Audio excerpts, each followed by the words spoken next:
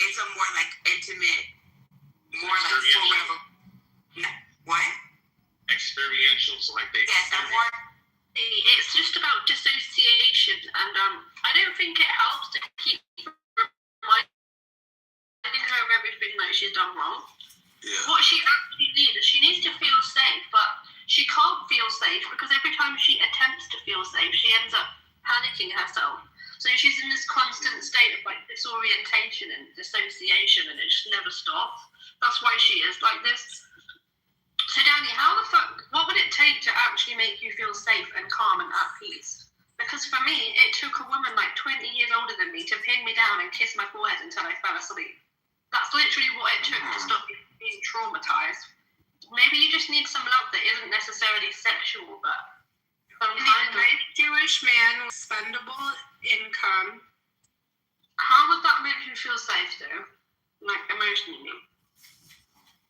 With no kids, because I don't want to take money from anyone's dad. Daddy's a grown-ass woman. Daddy does shit for you. Fuck shit about me. Jesus, to come save me. She can fucking fuck about that shit. Why? And this and that. Well, Haiti's angry because she's trying to take a mother and a son and spoil them up. Listen, that's not your business, Danny. And in regards to Lol, right?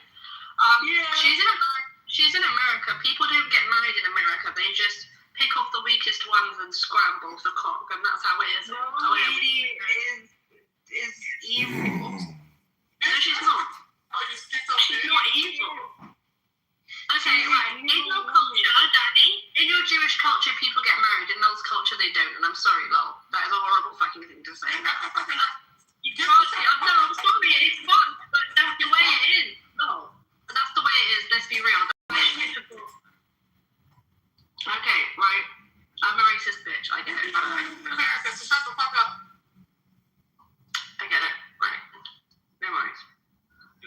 Well, I'm scrambling just like you are because I'm past 30, so.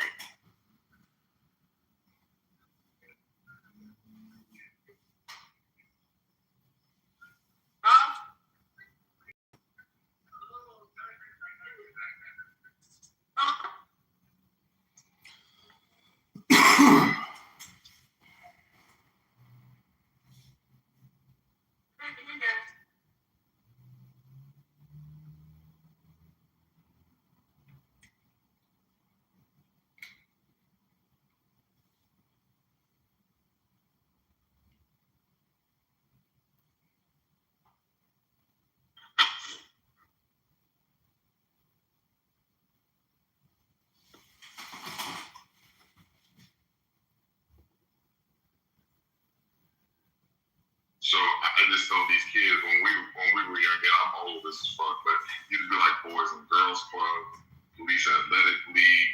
It'd be like there was different stuff going on to do for like a lot of these kids, but you know, even like with just like teen spots or like house parties or whatever, it seems like these kids because they're going these like these public places.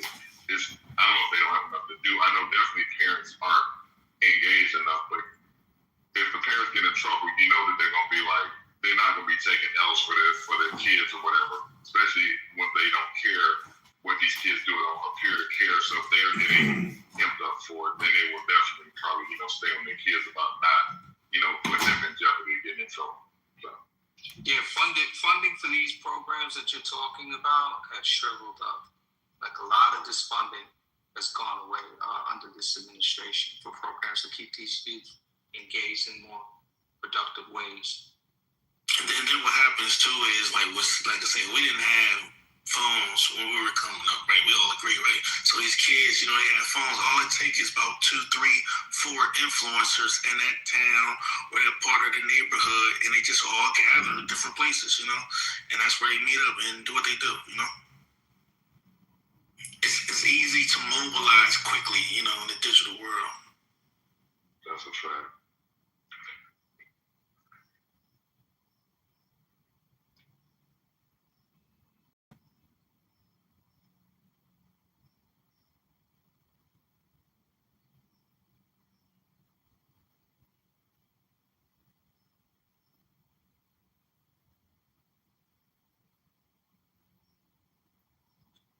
All right. Well, thank you for that segment.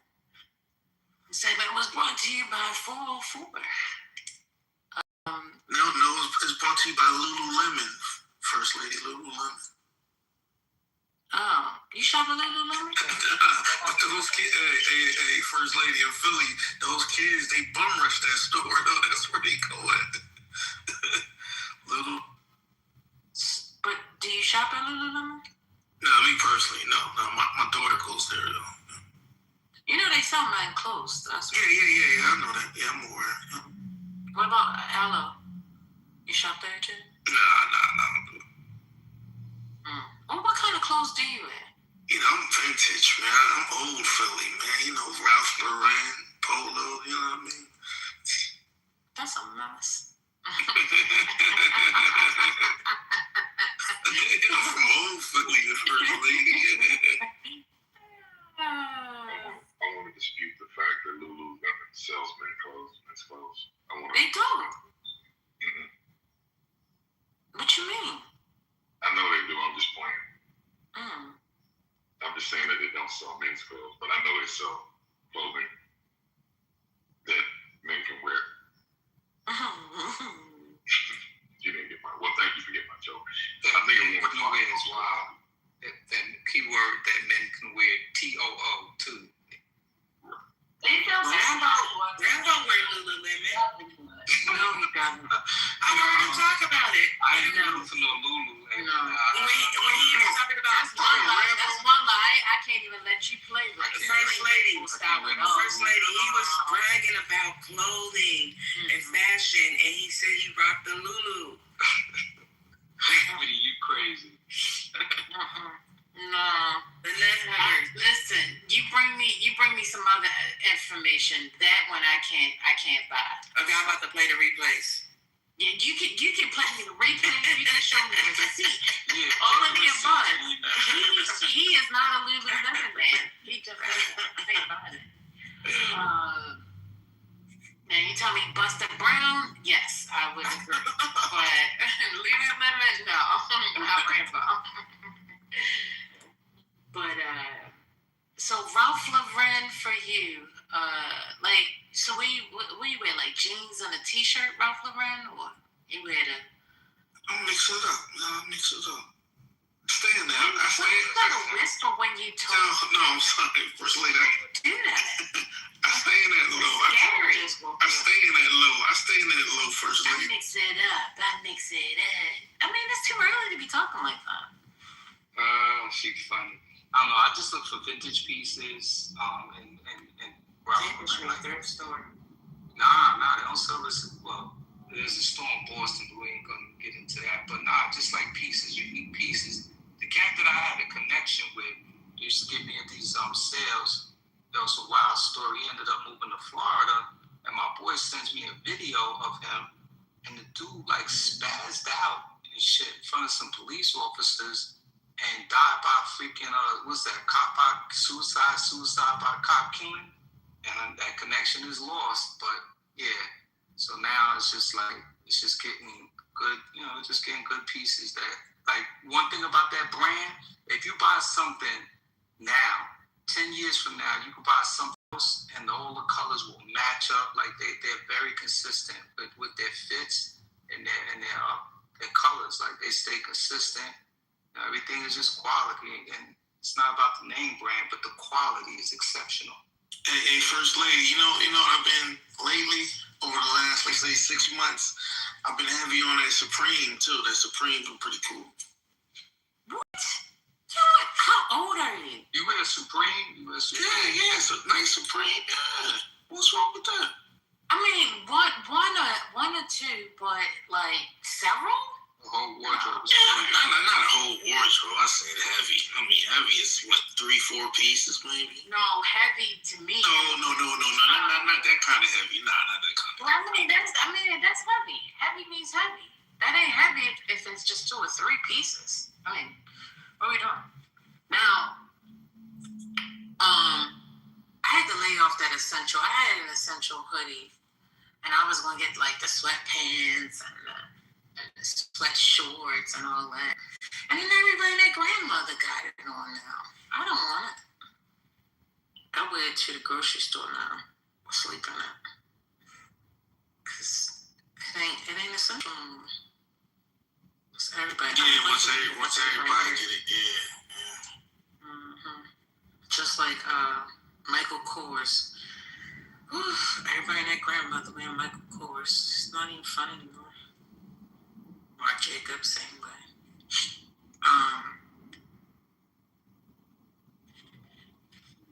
Shut up, Penwell.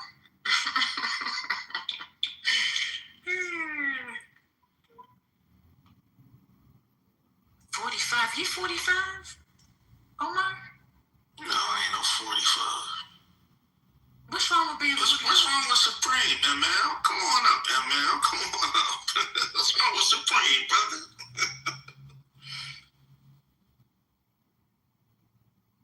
Oh, nah, I ain't doing denim tears. My daughter wear denim tears. I ain't doing that.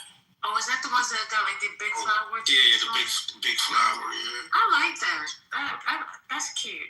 First lady, Omar might not be 45, but he does look 45. He said, look 45 is crazy. But ML, though, man. Omar. Oh, ML, Kids, I know what it is. Omar, you know when my kids stopped wearing Supreme? My son stopped wearing Supreme, I think, when he was like 21. That's like 8 years ago. No, Supreme is still a thing, though, ML. No, it came back. Yeah, it came back, ML. It came But back. you discovering Supreme at 45 as well. No, I'm not discovering. No. I said I'm not discovering at 45. You know, Supreme, it can't come back, though. Yeah. Emil trying to get me back from yesterday, though. You were lying on me yesterday. I was disappointed. Emil, I was trolling you, Emil. You know you're my guy, but it's time. I was trolling you the other day, man. Ocean said Supreme never really left. No, but people kind of put it down. It wasn't, maybe people that already had it. It got sold. But it wasn't like purchase. Yeah, it kind of can't. So it got sold. Some company bought it up, and my son was like, "Man, this shit ain't legit anymore. It's all commercialized. Some big company bought it." So all the kids kind of stopped wearing it after that happened. Same thing with BOSS. Nah, it's not about that, Mel. The designers from Supreme, they just got old. But a lot of you see, Dr. Library, you being an ageist right now. I'm just saying. Yeah, but I'm saying a lot of designers from Supreme went to I feel you. They aged out. I want you to know.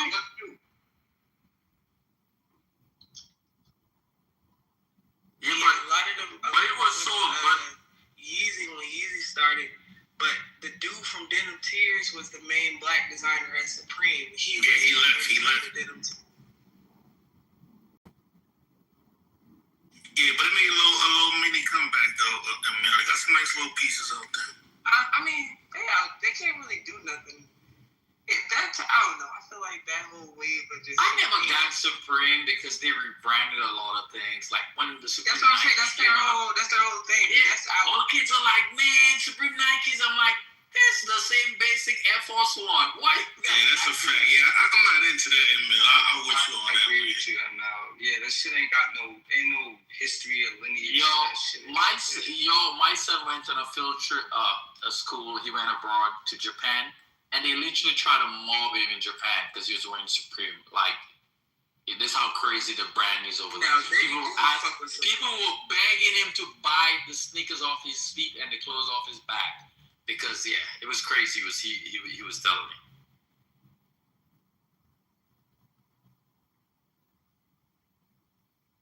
Is Trump playing yet? Dr. Library, hey Snickerdoodle, hey Fishbelly. Who was asking the question? Divine. Is the National Guard still in DC? Yeah, they're not leaving until 2028. I told you, Divine. Damn. We got money for wars. We can't feed the poor. But I'm not gonna lie to you. The National Guard in DC are not the problem. Like, so their advertisers the problem, but they don't do anything. Like, they can't. I don't know how to explain it. Like, the National Guard, they just like helping women carry their groceries and shit. You know what I'm saying? Like, they be I don't know. They patrol the streets, but I've never seen or heard of them getting in an altercation with anything. The real problem is that they talked about the National Guard team, which is true. Every federal agency has an increased presence. So, like, you'll see the DEA, like, patrolling DC.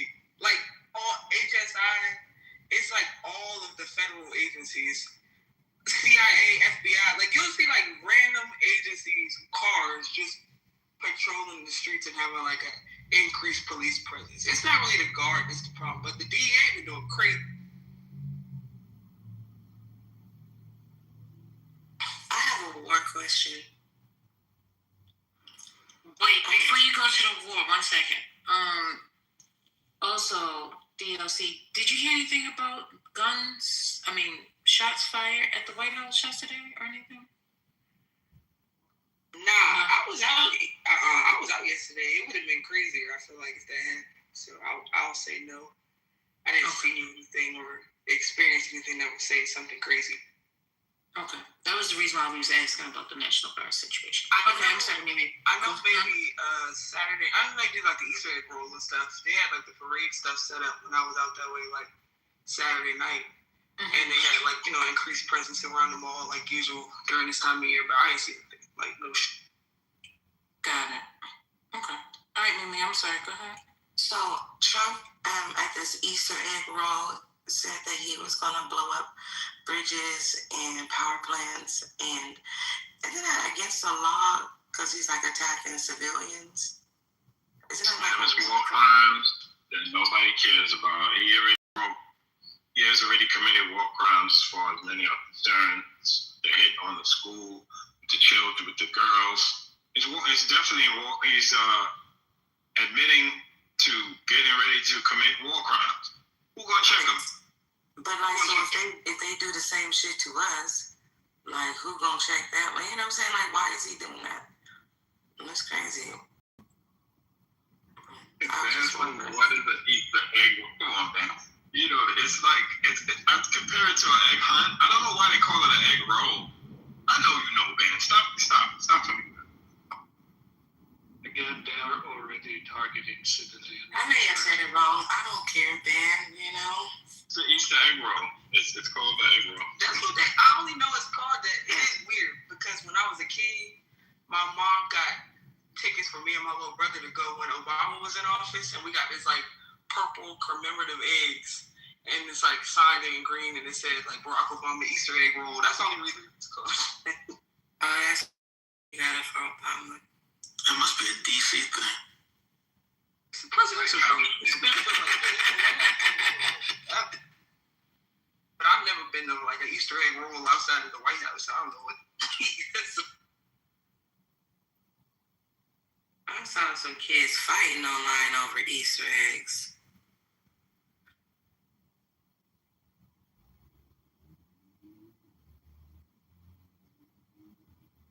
Hey Nathan, come get your students. But yeah, they was fighting over the eggs. What happened? Like, how they let the little kids go first so they can get some eggs, and then the big kids come, and then the big kids ran over to where the little kids were at, and they got to just fighting eggs everywhere. It was a few of them like that. I'm like, they should just separate the Easter egg hunt, like one for little kids, one for big kids. Because the big kids they wrong, but the little kids is feisty. The one little girl pulled her big sister's hair, dragged her down. Eggs was everywhere. But this war is crazy. So how do they prepare for that? Like, since Trump is telling them that he's gonna bomb them tomorrow, was that like they just stay inside, or how do they prepare for that? I mean, even with the detectives, they know that something's coming within a period of time. But I don't know in this particular case. But he gave him a specific time. He said 8 p.m. Eastern Standard Time. They have to respond. Why you like? He gave him a time. Like, this is the time for your death. Like, First, maybe today or tomorrow. Tonight? Tomorrow. Tomorrow night. At 8 p.m. That's more than 48 hours of the issue. The rhetoric is completely disconnected. The whole negotiation, the rhetoric, whether we're going to bomb something or not bomb something, has nothing to do with what's actually happening. Civilian infrastructure bombings has been going on all along. Trump is speaking live right now if you guys want to listen to it. Yeah, I was just going to say that. He said you're 200 men to pick up one. Hey, First Lady. Hush, Omar's my client. Oh, I didn't know they were playing. The Guardianism. I think in a lot of different ways. I can say militarily, it's been one of the best. So good. And we had great talent. We got a little luck too, I would say. And we were helped by a lot of people, a lot of great people.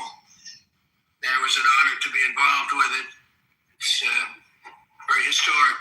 A rescue that's very historic. It'll go down in the books. Late Thursday night, an American F-15 fighter jet went down deep inside enemy territory in Iran while participating in Operation Epic Fury, where we're doing unbelievably well at a level that nobody's ever seen before.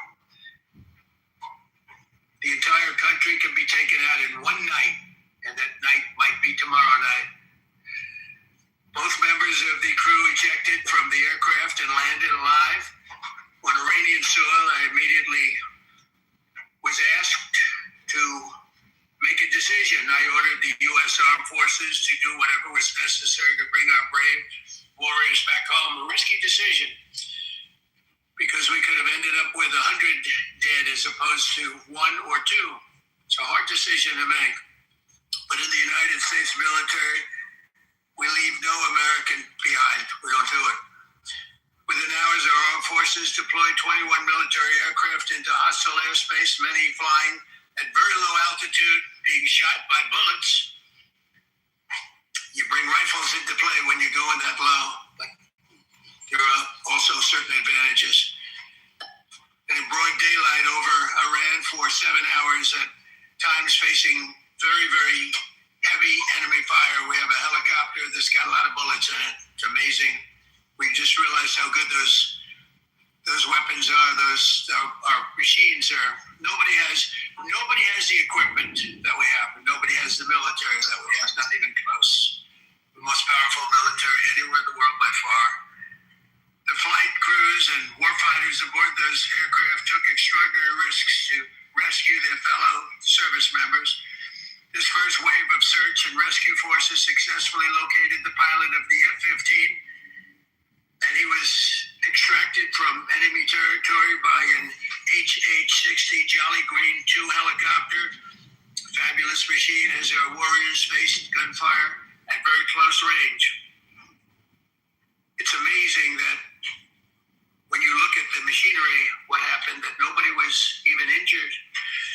Meanwhile, the second crew member, weapons system officer, highly respected colonel, had landed a significant distance away from the pilot. When you're going at those speeds, even if you go out 2 or 3 seconds later, it's miles and miles away, because you're going fast.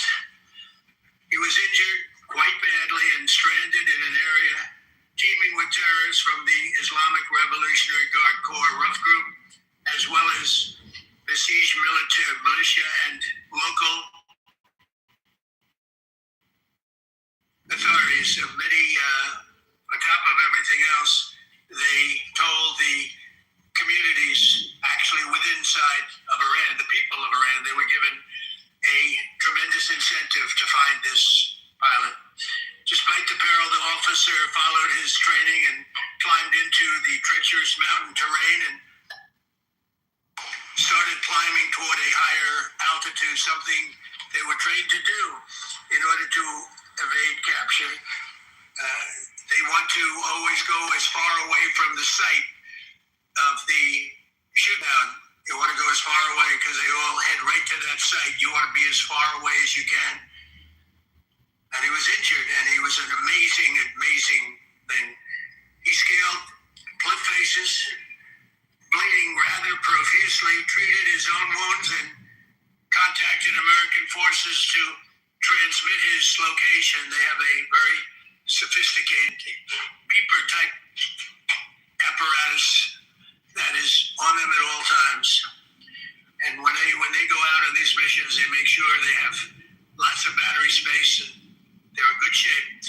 And this one worked really well. Amazingly, saved his life. We immediately mobilized a massive operation to retrieve him from the mountain holdout. And he kept going higher and higher. The mountain kept getting rougher and rougher and really very, very hard to find. The second rescue mission involved 155 aircraft, including 4 bombers, 64 fighters, 48 refueling tankers, 13 rescue aircraft, and more. We were bringing them all over, and a lot of it was subterfuge. We wanted to have them think he was in a different location because they had a vast military force out there. Thousands of people were looking. So we wanted them to look in different areas, so we were scattered all over like we were right on top of them. We had 7 different locations where they thought, and they were very confused. They said, well, wait a minute, they've got groups here, they've got groups there. It's an amazing thing. I was listening to these great people, these great generals. General Raisin Kane was amazing. Pete Hegseth was amazing. I listened to the whole thing. It was pretty amazing. So they had all these different sites where everybody thought he was located. We think we have him over there because they have 9 planes circling a little area that's 25 miles down the coast. So in a breathtaking show of skill and precision, lethality and force, America's military descended on the area, the real area, engaged the enemy, rescued the stranded officer, destroyed all threats, and exited Iranian territory while taking no casualties of any kind. The heroic F-15 weapon system officer had evaded capture on the ground in Iran for almost 48 hours. That's a long time when you're tough shape and when you're bleeding. It's a long time. When we left, as you probably know, we had 2 large planes, pretty old planes that carried a lot. We needed a lot more equipment going in than coming out, obviously, because going in, we needed to be able to scale mountains. And we had a lot of equipment.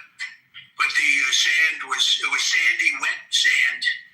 So we thought there may be a problem taking off because of the weight of the plane. And then you also had all the men jumping back onto the planes.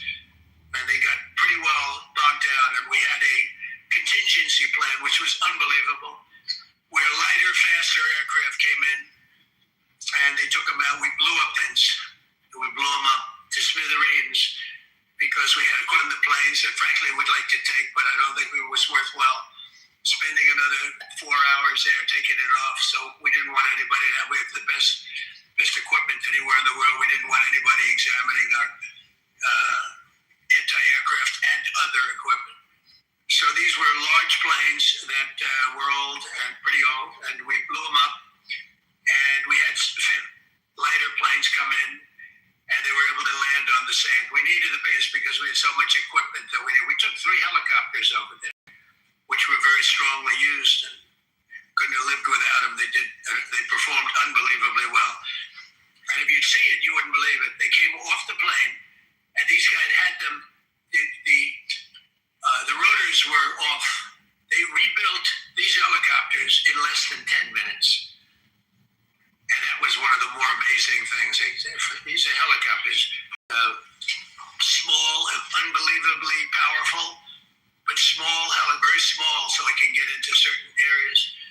And they got them off the plane, and they rebuilt all 3 of them in a matter of less than 10 minutes. It's pretty amazing what the genius of these people. Who would think that? You'd think it would take 5 days to build them. And in some companies, it would take 5 days, and they wouldn't do it well. But they served us well. As Commander-in-Chief, I never forget the extraordinary risk taken by the warriors that we send into battle, and the genius. I mean, they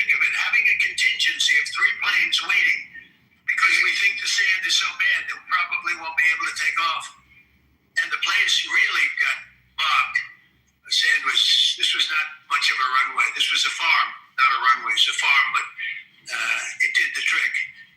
But to have a contingency as opposed to having to wait 2 days, can you imagine right in the middle? This was central. This was right, you would call it central casting if you were doing a movie for location. And probably the toughest area of Iran where we'd be sitting there. So these planes came in, those pilots came in so fast and so quick and got out of there. Everybody got aboard and just got 15-minute intervals. One load out, one load out, one load out. It happened. And we were watching and we said, that's amazing. In many ways, I was almost more impressed by the contingency that we had than the fact that, if we would have had a runway or decent soil, but it was an amazing thing. But we thank God for every single one of them and the talent. The genius is not even talent, it's genius. It's the whole ball game, every one of them. And if you look at what we did with Maduro, we went into a military compound of massive, with thousands and thousands of soldiers, and within a matter of minutes. And he lived behind iron doors. There were steel doors, broke them down so quickly. And within almost minutes, he was in the back of these planes. It was a similar group. Incredible. We have incredibly talented people. And if the time comes, we move heaven and earth to bring them home safely. We're going to bring our people home safely. I want to thank every member of the U.S. Armed Forces involved in these historic operations. They really were historic. It's just not something that's done. And you'd understand it. Not that they don't want to do it, but when you're going into areas, when you look at these helicopters, when you look at the amount of bullets and everything else that they took, when you go into these areas, you don't come out like we came out. God was watching us. Well, it was the Easter. We were in Easter territory, I guess, but God was watching us. Amazing. Because when you look at the machinery, they took damage. It tells you, first thing I said is, these are unbelievable machines, how they flew back and not even much of a problem. But these two extraordinary rescues, because it was two, and as you probably know, we didn't talk about the first one for an hour. Then somebody leaked something, which we'll hopefully find that leaker. We're looking very hard to find that leaker. And talk about there's somebody missing. They basically said that we have one and there's somebody missing. Well, they didn't know there was somebody missing until the leaker gave the information. So whoever it was, we think we'll be able to find it out because we're going to go to the media company that released it and we're going to say, national security, give it up or go to jail. And we know who, and you know who we're talking about, because some things you can't do. Because when they did that, all of a sudden, the entire country of Iran knew that there was a pilot that was somewhere on their land that was fighting for his life. And it also made it much more difficult for the pilots and for the people going in to search for him. All of a sudden, they know that there's somebody out there. They see all these planes coming in. It became a much more difficult operation because a leaker leaked that we have one, and we've rescued one, but there's another one out there that we're trying to get. So actually, the country, Iran, put out a major notice, you all saw it, offering a very big award for anybody that captures the pilot. So in addition to a hostile, very talented, very good, very evil military, we had millions of people trying to get an award. So when you add that to it, but we have to find that leaker because that's a sick person. Probably didn't realize the extent of how bad it was. I can't imagine that person did. But we're going to find out. It's national security. And the person that did the story will go to jail if he doesn't say. And that doesn't last long. I think everybody would understand it. They put this mission at great risk. They put that man at great risk, and they put the hundreds of people that went in looking for him, because everyone now knows that we're going in. Over the past 37 days, America's armed forces have carried out more than 10,000 combat flights over Iran, unheard of, striking more than 13,000 targets. The F-15 we lost last week was the first manned aircraft downed by the enemy in in this entire operation with thousands and thousands of flights. He got lucky. It was a lucky hit. Eventually you get lucky. But we got lucky too because we got both of them back. But it's a record that is unparalleled in the history of military air operations. Nobody's ever seen anything like it. It's such an honor to be involved with it. We were up late at night, and then we were waiting for those contingent planes to come in, and we say, come on, let's go, get in, because they're waiting out on this farm without a runway with wet, crummy soil, sand, mostly sand, wet sand, and it eats planes alive. And we're waiting, and we're saying, I hope that one can land and take off. And they came in like magic. Boom, boom, boom, one after another. It was like genius. So impressed by that. Because we were a little concerned. We said, boy, if they don't get in and get up fast, we're sitting in them. And that's called Iran pride, right, General? That's where the whole bet is. And here we are sitting there waiting for a plane. But they came in so fast and so hard, and these guys knew exactly what. Let's go, come on, get in, let's go. Pwah. They came one right after another, not at the same time. They don't want to come at the same time. They had to come right after each other. They didn't have any room. There was barely any room to land. A tiny little patch of very wet earth and sand. So I'm so proud of the people that I have standing up here with me and many others that work. I mean, so many. Steve Witkoff's up here is doing fantastically, Jared Kushner. But the people that are here, the job they did is amazing. And I think I'm going to introduce the head of the CIA, and he is a man he's central casting, okay? If we cast a movie, he's going to play the head of the CIA. He's one of the few. John Radcliffe, he did a phenomenal job that night. He did something that I don't even talk about it. If you want, you can. I'm not sure he's supposed to. I'm not going to talk about it. But the CIA was very responsible for finding this little speck. It's like they used an expression on one of the shows the general was talking about. It's like finding a needle in a haystack, finding this pilot. And the CIA was unbelievable. And you may, if you can, you'll talk, it might be classified, in which case I'd have to put him in jail if he talks about it. And I don't want to put him in jail. He doesn't deserve that. So, John, you want to say a few words? Thank you. Thank you, Mr. President.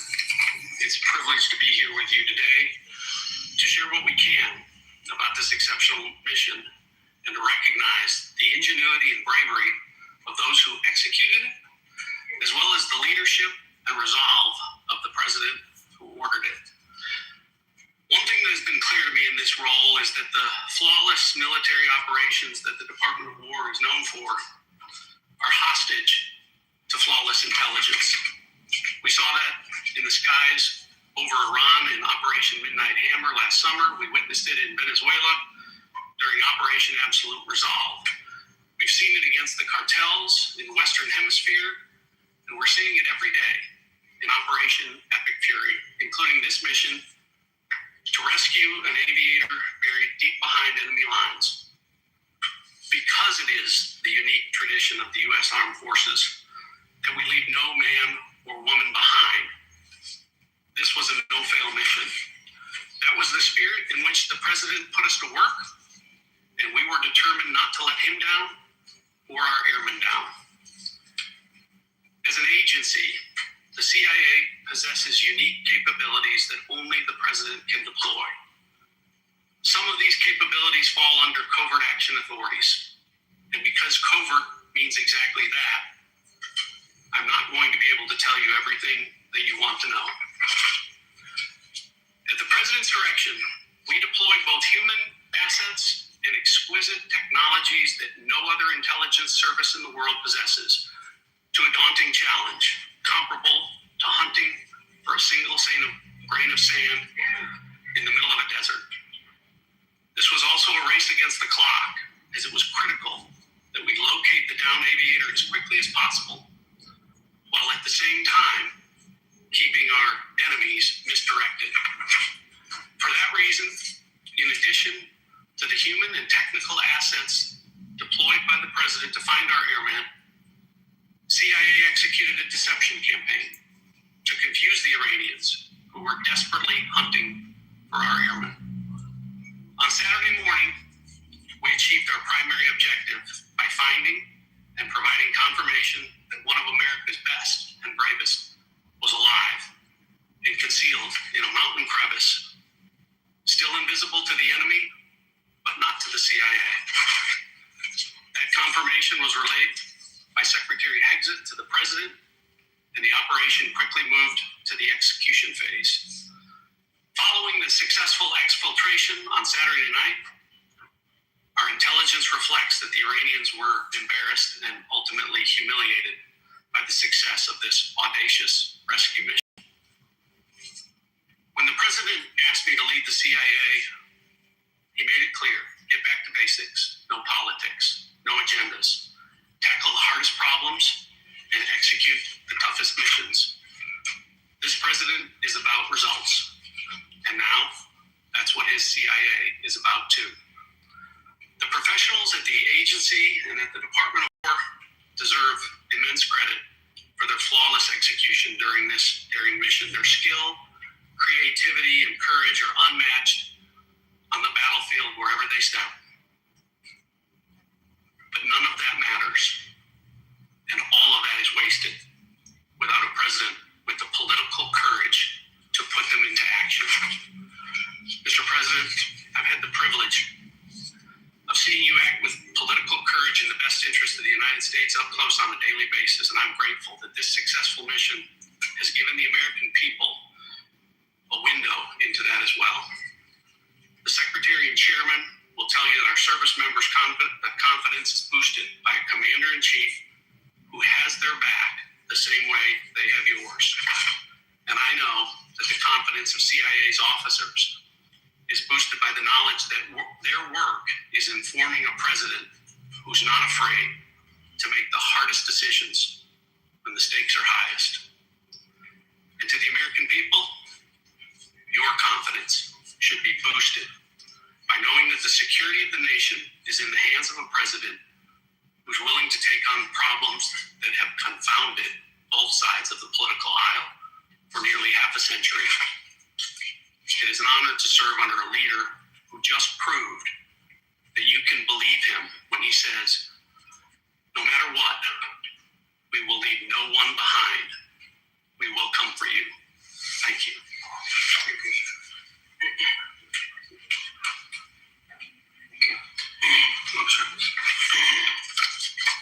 Well, John, thank you for the collaboration of the CIA as well, incredible and ongoing partnership.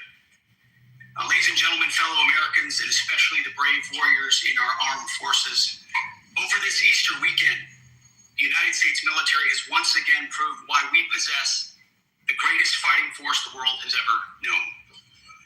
In two extraordinary combat search and rescue operations deep inside enemy territory in Iran, our warriors executed missions of breathtaking skill and precision.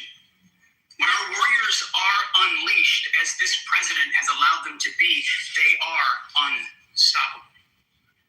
When American airmen were down behind enemy lines, our forces and our president did not hesitate. Special operators supported by elite air crews and intelligence professionals moved swiftly and decisively into treacherous mountain terrain under the constant threat of Iranian forces closing in. Ultimately, it was an impotent Iranian threat. And today, as the CIA director mentioned, Iran's military, and we know this, is embarrassed and humiliated, and they should be. Now, these are not routine operations. They were high-risk, high-stakes missions conducted in the heart of enemy territory. This was not just barely into Iran. This was deep into Iran, involving coordinated strikes to suppress threats, deception tactics to protect our teams, and full synchronization across air, ground, and special operations. The Iranians are still asking themselves right now, how did the Americans do this? One downed airman evaded capture for more than a day, scaling rugged ridges while hunted by the enemy. When he was finally able to activate his emergency transponder, his first message was simple, and it was powerful. He sent a message: God is good. In that moment of isolation and danger, his faith and fighting spirit shone through. You sat down on a Friday, Good Friday, hit a cave, a crevice, all of Saturday, and rescued on Sunday. Flown out of Iran as the sun was rising on Easter Sunday. A pilot reborn, all home and accounted for, a nation rejoicing. God is good. Despite incoming fire and unforgiving conditions, our troops brought every American home. No American lives were lost. We leave no man behind, and that is not luck. It's the result of unmatched training, superior technology, an unbreakable warrior ethos, and sheer grit. Our special operators, pilots, and support crews armed with near perfection under fire, and they were lethal. Just ask any Iranian soldier who dared attempt to get anywhere near that pilot before or during that mission. Death from above. Our troops turned a potential tragedy into a resounding demonstration of American resolve and capability. That's what excellence in uniform looks like. But make no mistake about it, none of this would have been possible without the courageous leadership and ironclad determination of President Donald J. Trump. From the moment our airmen went down, President Trump made it clear we will leave no one behind. The first mission, the first of two, was an audacious daylight thunder run right up the middle. It was authorized in less than 2 hours from that pilot going down when we knew where he was. And it was authorized in the middle of the night because anybody that's worked for this man knows he's up in the middle of the night. Authorized immediately, without hesitation, audaciously. The second mission, as soon as we knew where that pilot was, John was certainly helpful in that, also executed immediately. You know, I looked up at my screen when the final mission was complete inside our SCIF, our secure facility. And we have a running VTC, a running coordination cell. And the top of it read 45 minutes and 45 hours and 56 minutes. For 45 hours and 56 minutes, we held that call open for coordination. From the moment our pilots went down, our mission was unblinking. The call never dropped, the meeting never stopped, the planning never ceased. The president demanded rapid, decisive action. He backed our military with the full weight of his resolve, refusing to let enemy propaganda or tactical setbacks deter us. His leadership ensured that every lethal and non-lethal resource was brought to bear, that our forces had the authorities and the support they needed to succeed. When the president says he has the backs of our warfighters, he means it. And it means a great deal, and it's a big difference on the battlefield. President Trump understands that peace through strength is not a slogan. It is a doctrine that saves American lives. His unwavering commitment to rebuilding our military and restoring the warrior spirit has paid dividends in missions just like this one.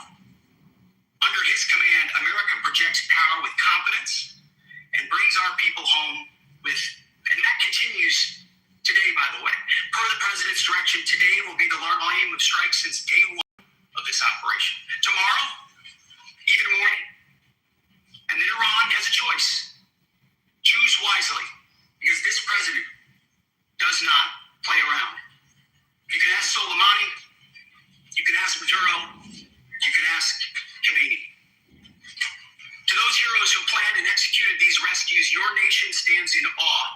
I stand in awe. The chairman stands in awe. We all stand in awe of your professionalism and bravery. We serve for you. Body, the very best of America. To the rescued airmen and their families, welcome home. Your courage and endurance, the quiet declaration of faith amid the storm, inspires us all. God is good every day.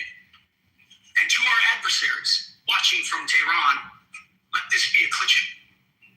The United States military will go anywhere, at any time, to protect our own and complete the mission.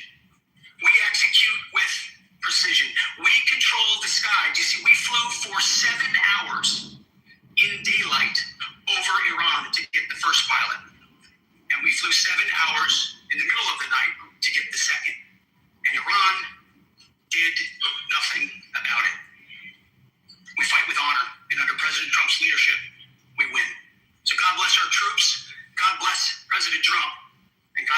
United States of America. Thank you. Well, good afternoon, everyone. Thank you, Mr. President. Thank you, Mr. Secretary. I know many of you want specific details in briefings. We will share what we can, but I will retain what I must in the event that we have to go do the end sometime. And I cannot stress the importance, as the President said, around operational security. The Secretary and I will do a more detailed briefing tomorrow morning, and we look forward to sharing the details that we can. On Thursday, 2 April at 10:10 p.m. Eastern Time, 4:40 in the morning, local Iran time, the Joint Personnel Recovery Center, which handles the Central Command area of responsibility, declared an isolated personnel recovery event for U.S. Air Force F-15E Strike Eagle, call sign Dude 44, which was down in hostile Iranian territory. The pilot and weapons system officer had both safely ejected and were isolated behind enemy lines. Following confirmation of active rescue beacons and on the direction of the Secretary and by order of the President, a rescue operation was launched with the stated purpose of bringing both Americans home safely. As the Secretary said, several hours later on the morning after positively locating the front seater, call sign Dude 44 Alpha, and aware of an aggressive ongoing search by the enemy, a U.S. Central Command plan was approved by the Secretary and the President. Shortly thereafter, a U.S. Air Force Combat Search and Rescue Task Force, comprised of A-10 Warthogs in their Sandy role, and I'll describe what that is in a minute, HC-130 Combat King 2s, HH-60 Jolly Green 2 helicopters, and Air Force Special Warfare Airmen, a package comprised of combat rescue officers and pararescueman operators, audaciously penetrated enemy territory in broad daylight to find, fix, and recover Dude 44 Alpha from behind enemy lines. This was an incredibly dangerous mission, an incredibly dangerous undertaking, but a filled promise made to every American warfighter that you will not be left behind. We will always come find you, and we will always bring you home. Over the next hours, the Search and Rescue Task Force crossed the beach, entered into Iranian airspace, protected by a fighter strike package, and moved into the objective area, all under fire. En route, as some of you have seen on social media, the helicopters took gas off the C-130s and pressed onward and forward up into the objective area.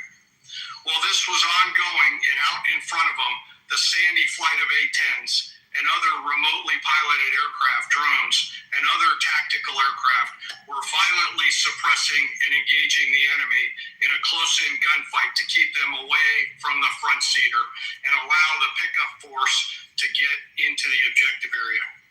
During this engagement, one of the Sandy aircraft, the one primarily responsible for communicating with the downed pilot, was hit by enemy fire. This pilot continued to fight, continued the mission, and then upon exit, flew his aircraft into another country and determined that the airplane was not landable. This was one of our A-10 Sandy aircraft.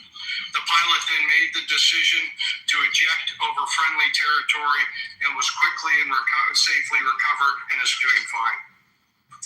After picking up Dude 44 Alpha, the HH-60 Jolly Green fight was engaged by every single person in Iran who had a small arms weapon.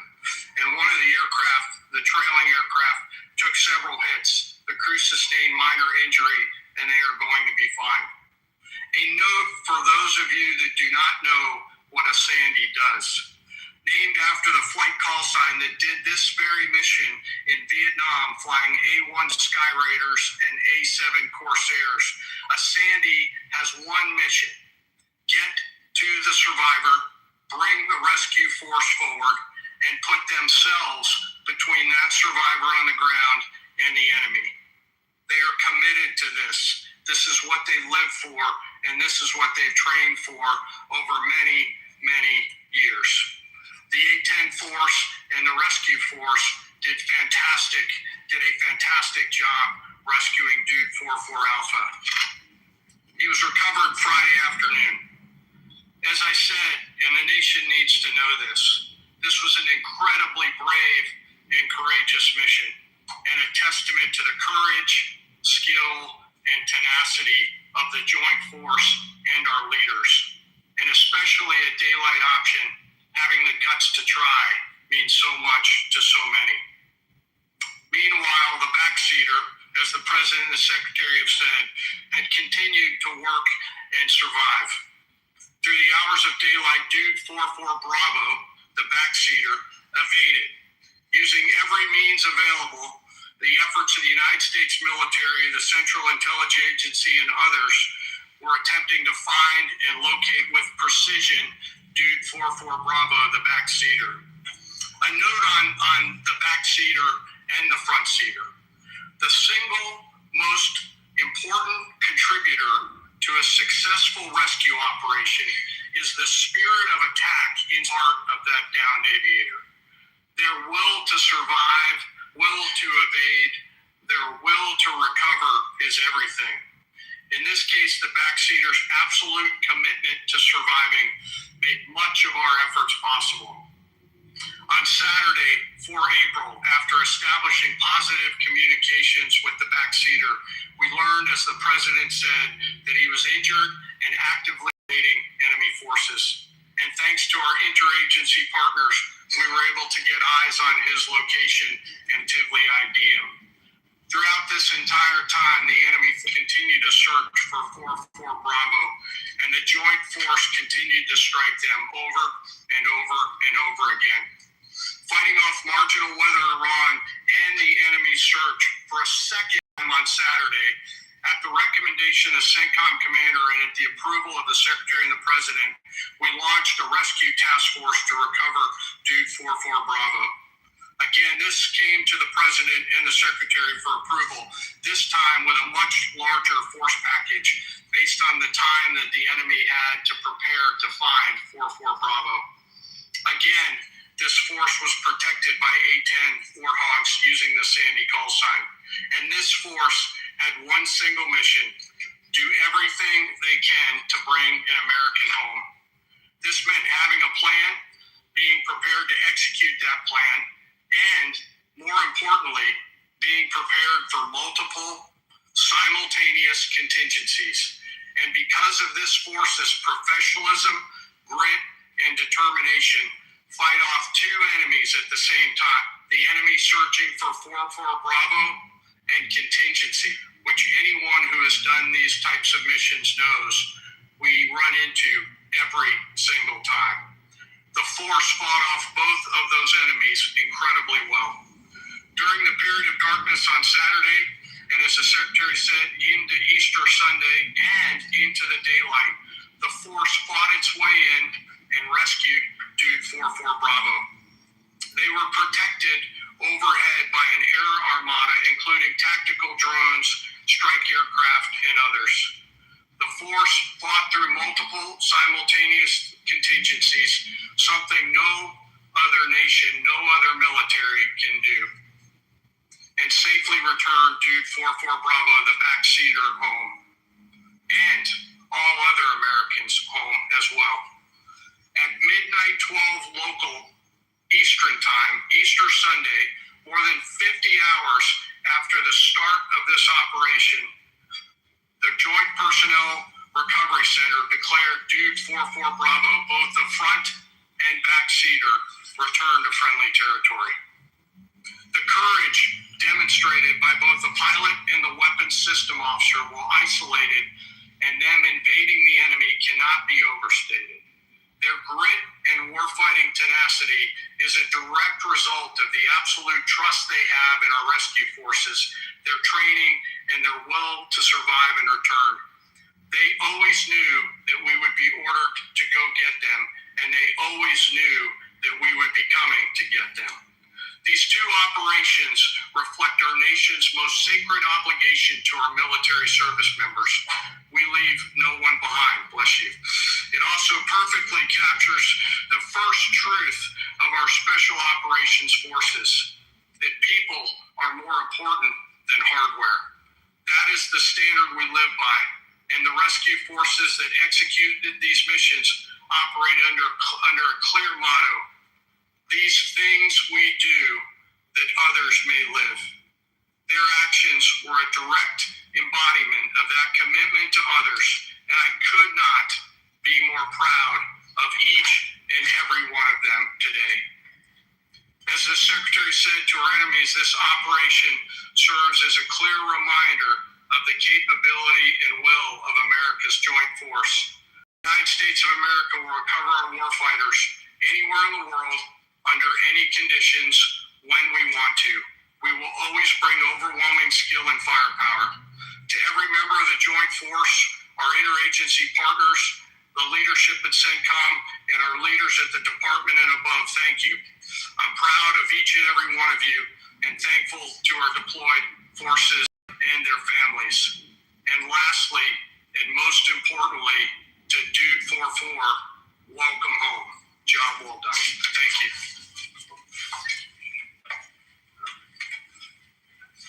Pretty amazing. Pretty amazing.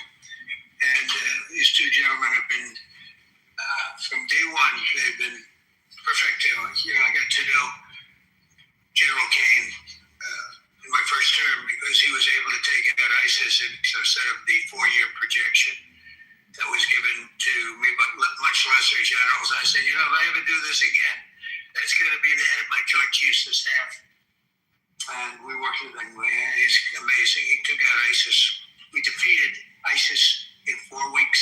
I would take 4 years. I flew to Iraq to find out with the greatest equipment in the world, why would it take 4 years? And he told me, sir, it won't. It'll take 4 weeks and you'll have time left over. And that's exactly what happened. So he's great. And Pete, all I can say is that he was treated very unfairly. And now those same people that treated him unfairly, that fought against him, they call me, what a great choice he was. I said, well, what happened to his nomination? What happened to you? I'm sorry, people that were not for him, senators, friends of mine, sir, I don't think you're doing the right thing.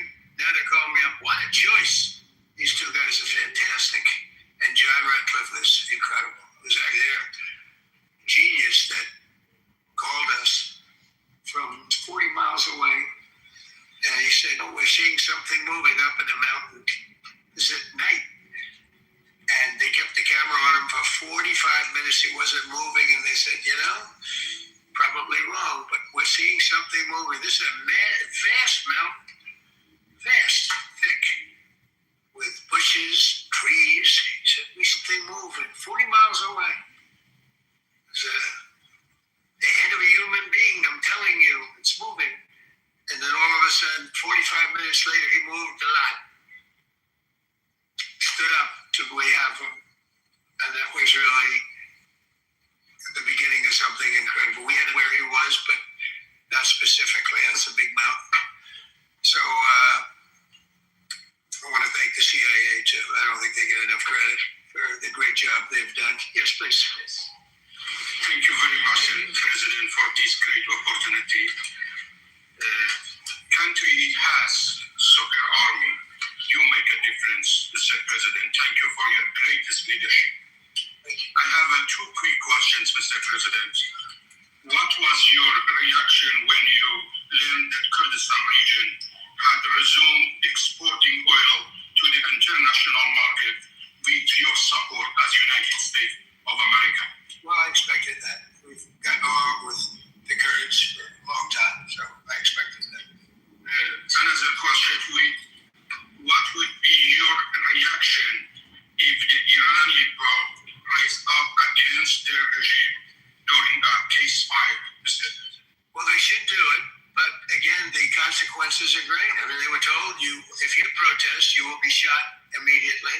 You saw what happened to the young wrestler. He was a great champion, by the way. He was a great wrestler, one of the top in the world. And he and his twins were hung. And all they did was say a little bit about liberty. They wanted liberty, and they were violently executed.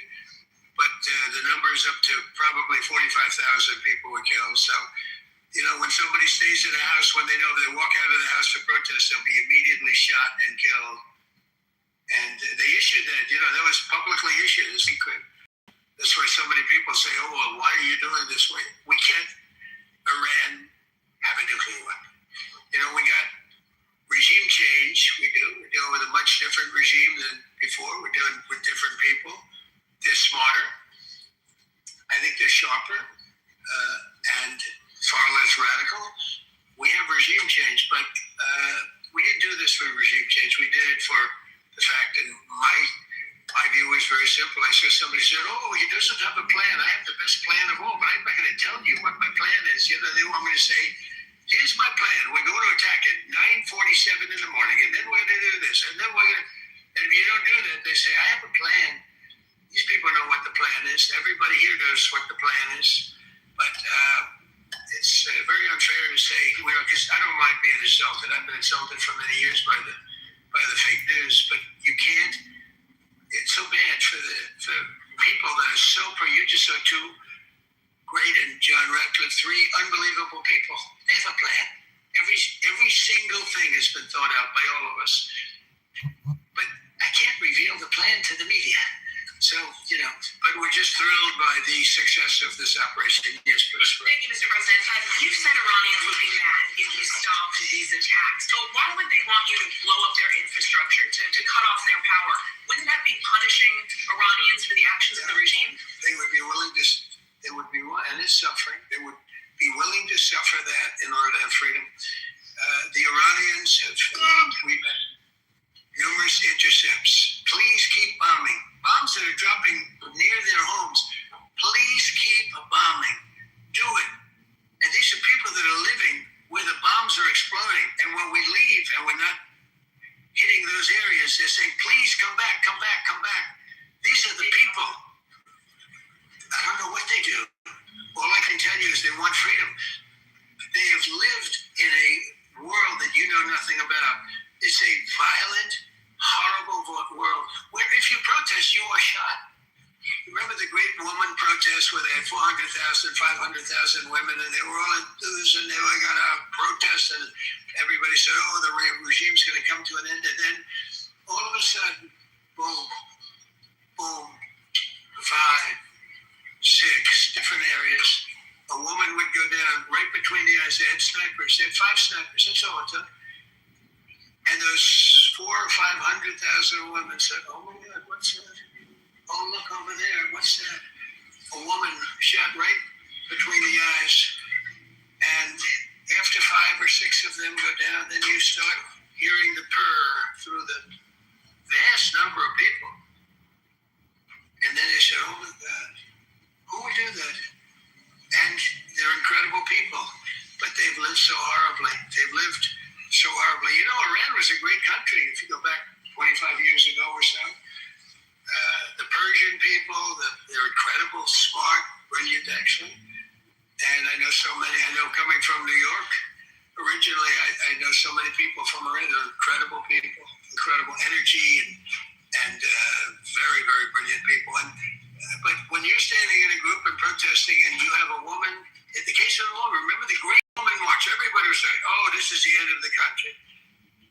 And then snipers selectively picked. Every single one was shot right between the eyes from a long distance. They were on top of buildings. Nobody even knew where they were, where they're coming from. This wasn't like a machine gun, which is also very bad. They've done that too. They did that recently. This was snipers sitting on the top of buildings, aiming and hitting women. And when they see people go down, and all of a sudden there's a riot in the reverse direction, and they never came out again. And a lot of the news doesn't talk about that. They talk about, oh, women's rights. You want to see women's rights? You're not going to see it there. It's amazing when I see some of the stupid people, like, AOC plus 3, all that good. They talk about, oh, freedom for Iran. They don't tell you the real facts. Women, men, gays. How about gays for Iran? They kill the gays. They throw them off buildings. So I wonder what's going on. I can only say this. They want us to keep bombing, even if it jeopardizes, because their life is in much greater danger. They want freedom for Iran, but it's very hard for them to protest. I actually tell them, I said, don't go out. I fully understand. Nobody in this room would go out. I don't think there's any, because frankly, It's not a question of bravery. We're all brave, right? You're brave, I'm brave, we're all brave. But we're also intelligent. If you have people shooting at you, expert shots with the best rifles you can get, and hitting you right between the eyes every single time, and you're looking here and you're seeing and you're looking here, you're out of there. I don't care who it is. Fort Bear's thoughts is. I know that. Go ahead. America's watching. Can we go back to the weekend? First off, was everyone on board with the operation, or were there people that were trying to talk you out of going through with the operation this weekend? Not everybody was on. Somebody else within. No, there was military people, very professional, that preferred not doing it. These two worked over their board, which was very important. They worked with a little difficulty, but there were military people that said, "You just don't do this. You don't go into the heart of a very powerful military." You have countries and countries. You have some countries where military is not their strong suit. This whole thing is militarized like nobody's ever seen before. Half the people are wearing uniforms, and we had people within the military. Usually, it's not done. That's one of the reasons. I was surprised. Somebody said it's the only time it's ever been done. I said that's not possible, but it is possible because you're going into hundreds of thousands of soldiers along the path. I mean, look at some of the helicopters, how they got hit. So, there were people within the military that said it's a wise. And don't forget, how many men did you send altogether, Papa, for the operation? I'd love to keep that a secret. Okay, well, but I will tell you, the number, I'll keep it a secret, but it was hundreds and hundreds of these people. That's pretty good. Is he central casting? But hundreds of people went into this journey. Hundreds of people could have been killed. Forget about the equipment, a lot of equipment. Nobody cares. Hundreds of people could have been killed. So we had people that were within the military that said this is not a wise, and I understood that, but I decided to do it. Was there a point that you were thinking there's too much on the line, and somebody was saying maybe we abort this now and wait? I mean, given the resource, like the general said, it seemed like there was so much on the line here. You must have been thinking, this could have completely changed. So the first one, which was in many ways as dangerous as the second, I guess it gets, because we're flying over daylight. We're the best at the world at night. We have goggles that we have goggles. I've tried them. I see better with the goggles at night than I see without them during daylight. I mean, daylight today, we have a beautiful day. You see just as well with goggles. In many ways, it's enhanced. So we have the best in the world. So it's much safer for us to do it at night. With other people, no other country has that capability. They don't have that particular piece of equipment like we do. But when I was told flying in daylight, I think we flew 7 hours over Iran, and that's a long time, over unbelievably hostile territory where they have nothing but weapons. We took out their anti-aircraft, which is great.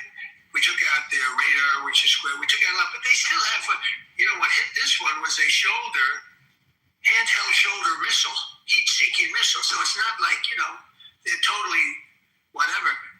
And they had probably a little luck because you got to get lucky. But they shot it and it got sucked in right by the engine. But these guys were out of there. They were great. Their timing was great. But no, I was told that this is a very dangerous mission. I understood. They didn't say it's a foolish mission. They said, we're going to be sacrificing hundreds of people do this. You have tankers that are flying over this area so that because the flight was so long, they had to refuel. It's a very dangerous mission. I just felt it was worth it. If you would have told me that we would have been successful, gotten both, and nobody was even essentially injured, I would have said that would be impossible. Mr. President, thank you very much. I'll come back to you. Given that you are now dealing, you say, with a more reasonable, less extreme leadership in Iran, what does that mean for the protesters, for the human rights movement in that country after this conflict? What's your expectation? Yeah, if they assume control, if we do something and they assume control, I think it's very positive, a big step. I don't think you see the radicalization that you have seen in the last. Look what happened. Women are being executed because they're not properly clothed, they say. They're not properly clothed, and they execute the women. They shoot them right on the street. No, you have a much different group of people. Now, I'm not saying we are dealing with them. Essentially, they have till 8 o'clock tomorrow night, Eastern time. But we are dealing with them. I think it's going well. Mr. Witkoff is here. JD's involved in the dealing. Mr. Witkoff is sitting right here, and I think it's going fine, but we'll have to see. You have to understand, we've been dealing with these people for 47 years. I'm standing here with a much more powerful Iran as of a month ago, not anymore. Right now they are decapitated. But I'm standing here a month ago with a much more powerful Iran than it was at any point during 47 years. This should have been handled by 7 presidents, a lot of presidents. And those presidents are saying now, every one of them to their friends, we should have done this a long time ago. So it's not something I like doing. I'm at the height of their strength. If I didn't terminate Barack Hussein Obama, they would have had don't forget, that was a path to a nuclear weapon. Remember this. He chose Iran over Israel, pure and simple. How Israel can vote for a Democrat is if you're Jewish in New York City or any place else in this country, and how you can vote for a Democrat is unbelievable, because he chose Iran. Remember when he filled up a 757 with cash, billions of dollars of cash, and he sent it over to them. Then they gave them tens of billions of dollars. He chose Iran over Israel, and really the Arab world, if you look, because, the other, Saudi Arabia, Qatar, UAE, I mean, you take a look. I mean, I can add Kuwait and I can add Bahrain, and you can add others. He chose such an unlikely candidate. Nobody could believe it. Frankly, if you're going to choose between Iraq and Iran, he should have befriended Iraq. He went in the exact opposite direction and he made a terrible mistake. But that was a road to a nuclear weapon. And when I terminated that, everyone said, "Oh, we terminated it. It was one of the best things we ever did because he had a road to a nuclear weapon." And it was good. It was a very short-term deal. Countries don't do 10-year deals. Countries do hundreds of years. You don't do a 10-year deal. For a country, this isn't, you're a landlord and you're renting a store on the street and you give somebody a 5-year or a 10-year lease. This is a country. It was a short-term deal. It was ready to expire.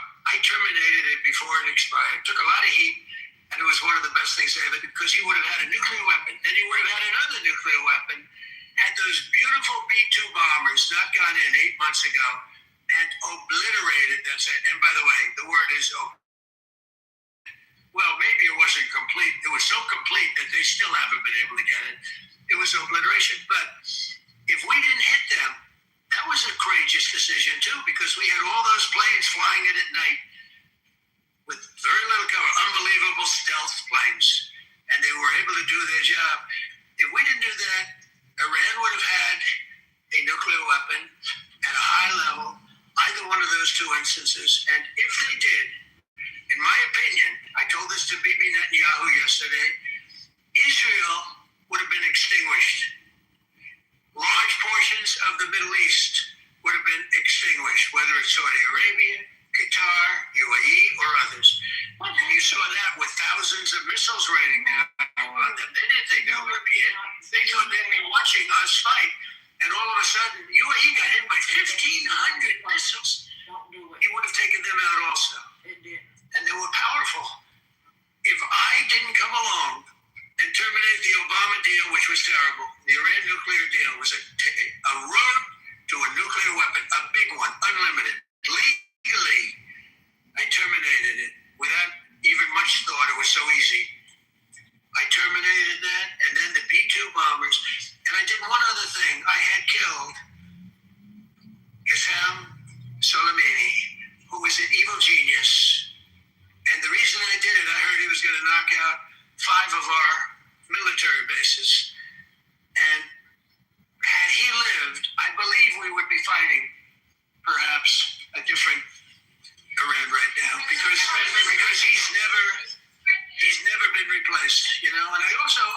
other, but this one was not picked up. Osama bin Laden.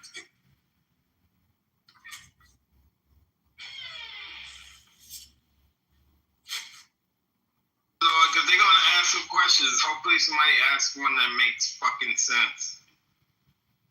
We lost it, Lord. Yeah, the stream I'm watching, it froze and oh shit. I don't know what happened. Let me see.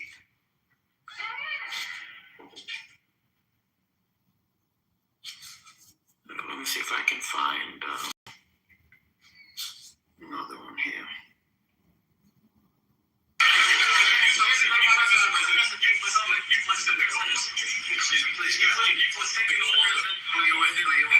My name is Diakono with the largest Kurdish media outlet, Tonga Media Network. It's based in Iran. Mr. President, you said before that you don't want the Kurdish forces to enter Iran and be harmed. Do you still want them to stay away? Or what role do you expect them to play now? I'd rather have them stay away.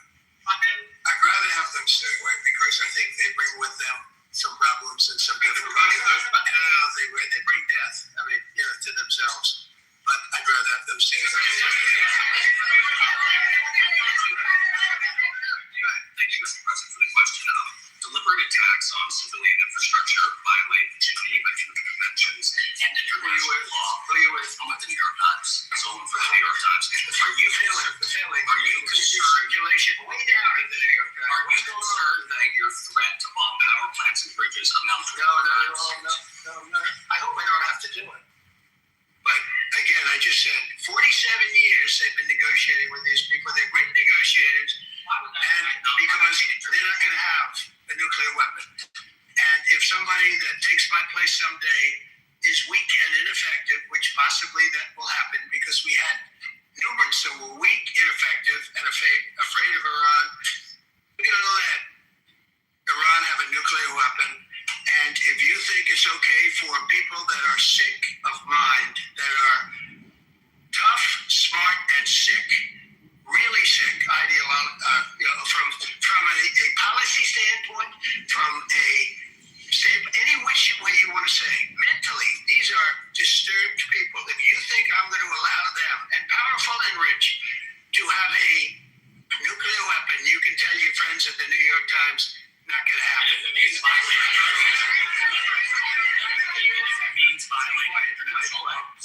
We no longer have credibility at the New York Times because the New York Times said, oh, Trump won't win the election and I won in a landslide. I won every swing state. New York Times said, oh, Trump won't win the election. New York Times has no credibility. The credibility they have is it used to be all the news that's fit to print. The old gray lady, it was great, but they're running on past fumes and you can't keep doing that. You have to be able to give the correct news. And people like you, who I know, are fake. You're fake. Go ahead, please. Your messaging on the war has moved from the war is coming to an end to war going to be bombing Iran to the Stone Ages. And we've heard a range of those kind of messages. So which is it? Are you winding this down or are you escalating? I don't know. I can't tell you. It depends what they do. This is a critical period. They have a period of, till tomorrow at 8 o'clock. I gave them an extension. They asked for an extension of 7 days, right? I said, Steve, give them 10 days. 10 days is up actually today, so I gave them 11, I guess, indirectly. I thought it was inappropriate the day after Easter. I want to be a nice person. They have till tomorrow, and we'll see what happens. I can tell you they're negotiating, we think, in good faith. We're going to find out. We're getting the help of some incredible countries that want this to be ended because it affects them also. A lot of people are affected by this. But we're giving them till tomorrow, 8 o'clock Eastern time. And after that, they're going to have no bridges. They're going to have no power plants. Stone Ages, yeah. Stone Ages. CNN fake news. Are you willing to make a deal that does not include reopening the Strait of Hormuz, or is that now a top priority? I would say it's a very big priority because, that's one thing that's a little different than other things. We can bomb the hell out of them, we can knock them out from them. But to close the strait, all you need is a terrorist that somehow has a truck loaded with, because you can carry them in trucks, large trucks, a water mine. Drop them in the water, and now you tell people that own ships that cost $1 billion to don't worry about the mine. You can do that even just by saying we put mines in the water. So it's not like the rest. We can knock out their military. We already have. We've knocked out their Navy. We've knocked out their Air Force completely. We've knocked out 158 ships in 3 days.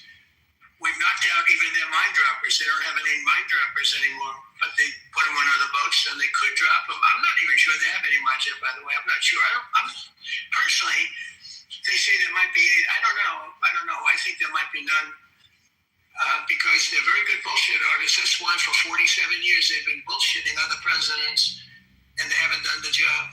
And people are living in hell. You live in that country, they're living in hell.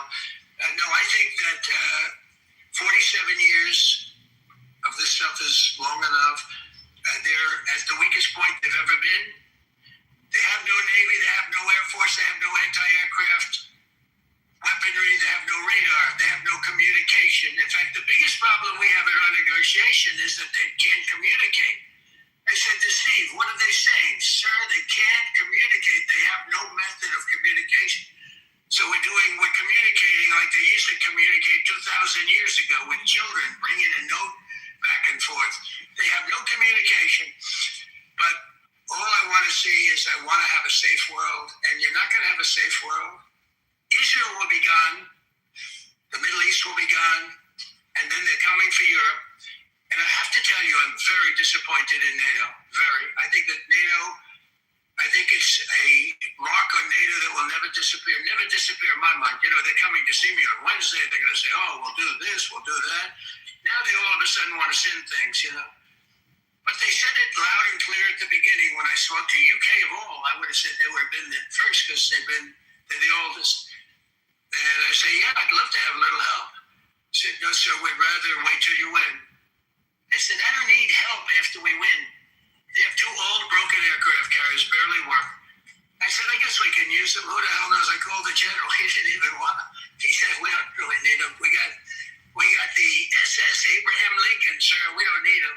You know, we have, in terms of technology, we had one day 101 missiles going at 2,700 miles an hour aimed at the Abraham Lincoln. 101 missiles. Out of 101 missiles, 101 missiles were shot down. Unbelievable technology. 10 years ago, 5 years ago, I don't know if that would have been possible. But 10 years ago, that wouldn't have been possible.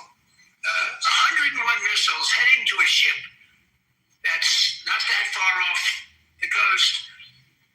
And out of the 101 missiles, we shot down all 101. We have weaponry. The Patriots are unbelievable. We have weaponry that's unbelievable. Yeah. Go ahead, please. Thank you, Mr. President. You said earlier today during the annual that you would like to take Iran's oil, but Americans want to force us home. Correct. What's that trade-off? If I had my choice, yeah. Because I'm a businessman first. With Venezuela, as you know, the war was over in about 45 minutes. And we have great people running Venezuela, very good people. I mean, the relationship is good. And we are a partner with Venezuela. And we've taken hundreds of millions of barrels, hundreds of millions. Over 100 million barrels already is in Houston, refined and out. And paid for that war many, many times over. Many times. And you know, the old days, to the victim. Okay? You know that. To the winner belong the spoils. Go the spoils. And I've said, why don't we use to the victor? Go the spoils. And we don't have that. We haven't had that in this country probably in 100 years, because even the Second World War, you look at the Second World War, we didn't have it with the Second World War. We helped rebuild all those countries. We rebuilt Germany. How about Germany telling us that, well, it's not their war. We had nothing to do with it. They wanted me to go and tell them everything I was doing. We didn't know anything about it. Well, if I would have told them, they would have leaked it, and we wouldn't have been nearly as successful, possibly, right? but to the victor belong the spoils. So we haven't heard that in, I think, maybe hundreds of years.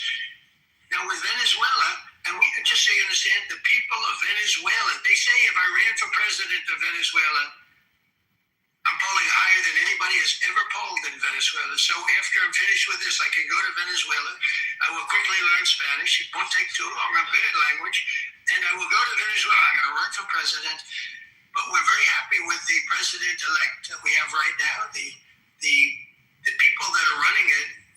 If you remember Bush with Iraq, they fired the generals, they fired the police, they fired the people that worked in their equivalent of the White House. They fired everybody. And you know what they had? They had a mess. And you know what happened? ISIS formed. Those generals and those soldiers got together. The police got together. They all got together. They formed ISIS. Not going to happen with us. So Venezuela has been an incredible situation. We went in.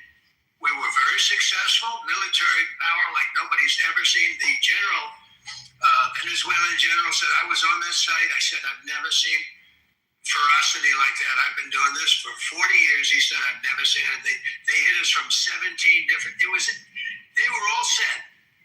They saw that big, beautiful aircraft carrier, the Ford in that case, and planes were pouring off it at 1 o'clock in the morning. So typically when you see that late at night, you know, you could be in trouble, right? And we were all ready. They had their equipment. It was Russian. And they had Chinese equipment. It was all set. They were going to give us a fight. He said, and then they came at speeds like we've never seen. And they came at 17 different angles. The general and his people, that was a lot of angles.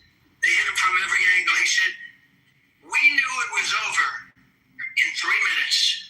We were waiting for them. Their equipment didn't work.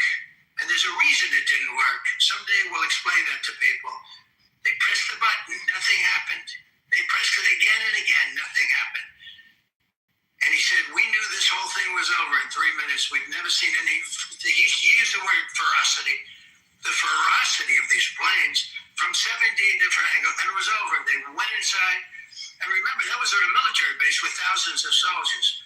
And those soldiers looked and they said, get the hell out of here. Thousands. We didn't have thousands. We had like 200 people. So we have a great military. And I'll tell you what, somehow this rescue captured the world's attention. More so than normally. You're talking about two people. But this rescue captured the world's attention. But we did it in Venezuela. That was amazing. And now we have a very bad man in prison and going to trial. I mean, he released, aside from the drugs, which he was terrible, Maduro released hundreds of thousands of people from jails into our country. Drug dealers, murderers, the worst people in the world were released into our country because we had a stupid president who probably didn't know. And we had a border czar who never went to the border and never once called our great border patrol agents, right? Not once, Kamala. She never called the border patrol.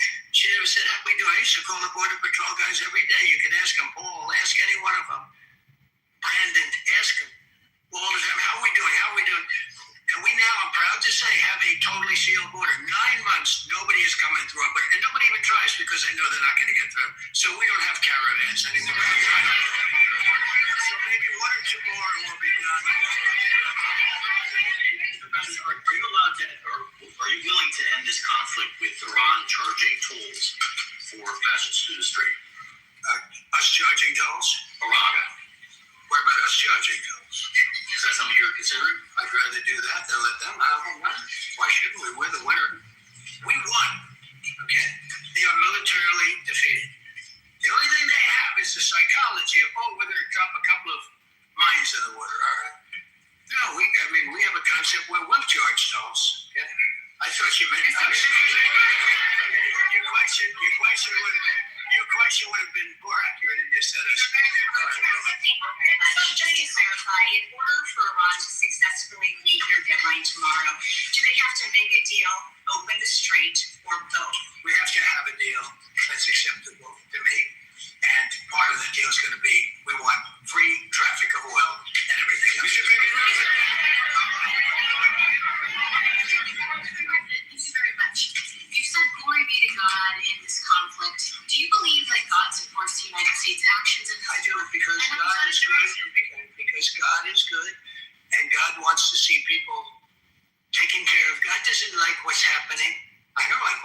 happening. Everyone says, I don't enjoy this. I don't enjoy, these two guys don't enjoy it. You know, people say, oh boy, they're so tough. I don't like seeing people killed. I've ended 8 wars. Nobody's ever done it. The person who won the Nobel Prize came to me and said, you deserve the Nobel Prize. She announced that when they announced, they said, goes to Maria, she's a great person, really a good person. She said, no, this is ridiculous. They gave me the Nobel Prize. President Trump aimed at 8 wars. I could go over every one of them, including India and Pakistan, where the Prime Minister of Pakistan said, President Trump saved from 30 to 50 million lives. That makes me much happier than what we're doing right now. That makes me much happier. We have one more to end, by the way.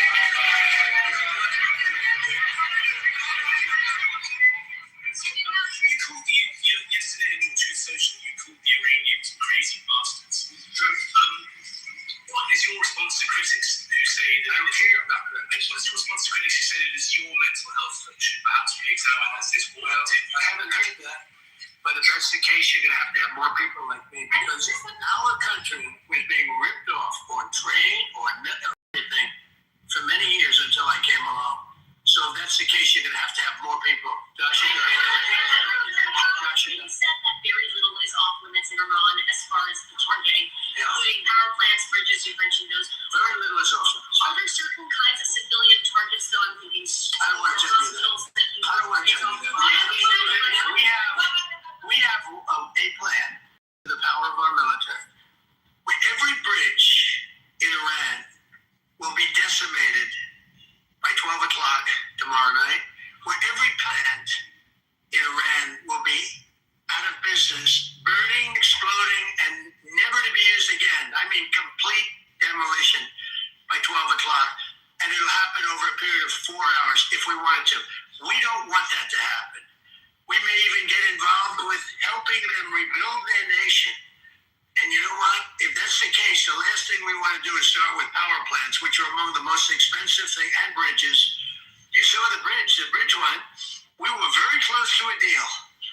And then I got a call from Mr. Witkoff, Mr. Kushner, and JD saying, I think they're breaking the deal. I said, tell them that's okay. Don't worry about it. But tell them to look out their window and watch. And within 45 minutes, I gave the order to knock out the biggest bridge. I gave the order to knock out the biggest bridge in, I believe, the Middle East, but the biggest bridge in Iran. And within 10 minutes after I gave that order, that bridge was over. So do I want to do that? No. Do I want to destroy their infrastructure? No. It will take them 100 years to rebuild. Right now, if we left today, it would take them 20 years to rebuild their country, and it would never be as good as it was. And the only way they're going to be able to rebuild their country is to utilize the genius of the United States of America. You voiced your displeasure with NATO in the past. Is that a danger to the U.S. not being the de facto of the leader of the alliance, and then other powers within the alliance then getting the decision making when it comes to wars and nuclear weapons? No, it's not a danger. Look, we went to NATO. I didn't ask very strongly. I just said, hey, if you want to help, right? No, we will not help. I said, that's all right. You don't want to help? Because I've always said NATO's a paper tiger. See, NATO is a paper tiger. Putin's not afraid of NATO. Putin's afraid of us, very afraid of us. And he's explained it to me a lot of times. I got to know him very well. I know him very well. NATO's a paper tiger. NATO is us. And when we needed them, we didn't need them, by the way. We didn't need them, obviously, because they haven't helped at all. Just the opposite. They've actually gone out of their way not to help. They didn't even want to give us landing strips. Think of it. It's not just NATO. You know who else didn't help us? South Korea didn't help us. You know who else didn't help us? Australia didn't help us. You know who else didn't help us? Japan. We got 50,000 soldiers in Japan to protect them from North Korea. We have 45,000 soldiers in South Korea to protect us from Kim Jong-un, who I get along with very well, as you know. Do you notice he said very nice things about me? He used to call Joe Biden a mentally retarded person, okay? So don't tell me about your stuff. Joe Biden, he said he's a mentally retarded person. He was so nasty to Joe Biden. It was terrible. But to me, he likes Trump. And do you notice how nice things are with North Korea? It's very nice. But we have 45,000 people, soldiers, in harm's way, and right next to Kim Jong with a lot of nuclear weapons. 45, which should have never happened. If a certain president, I'm not going to mention this president because I happen to like him, believe it or not, but if a certain president did his job, Kim Jong-un would not have nuclear weapons right now. But they were all afraid to do their job properly. But just to conclude and just to finish, Japan didn't help us, Australia didn't help us, South Korea didn't help us, and then you get to NATO, NATO didn't help us.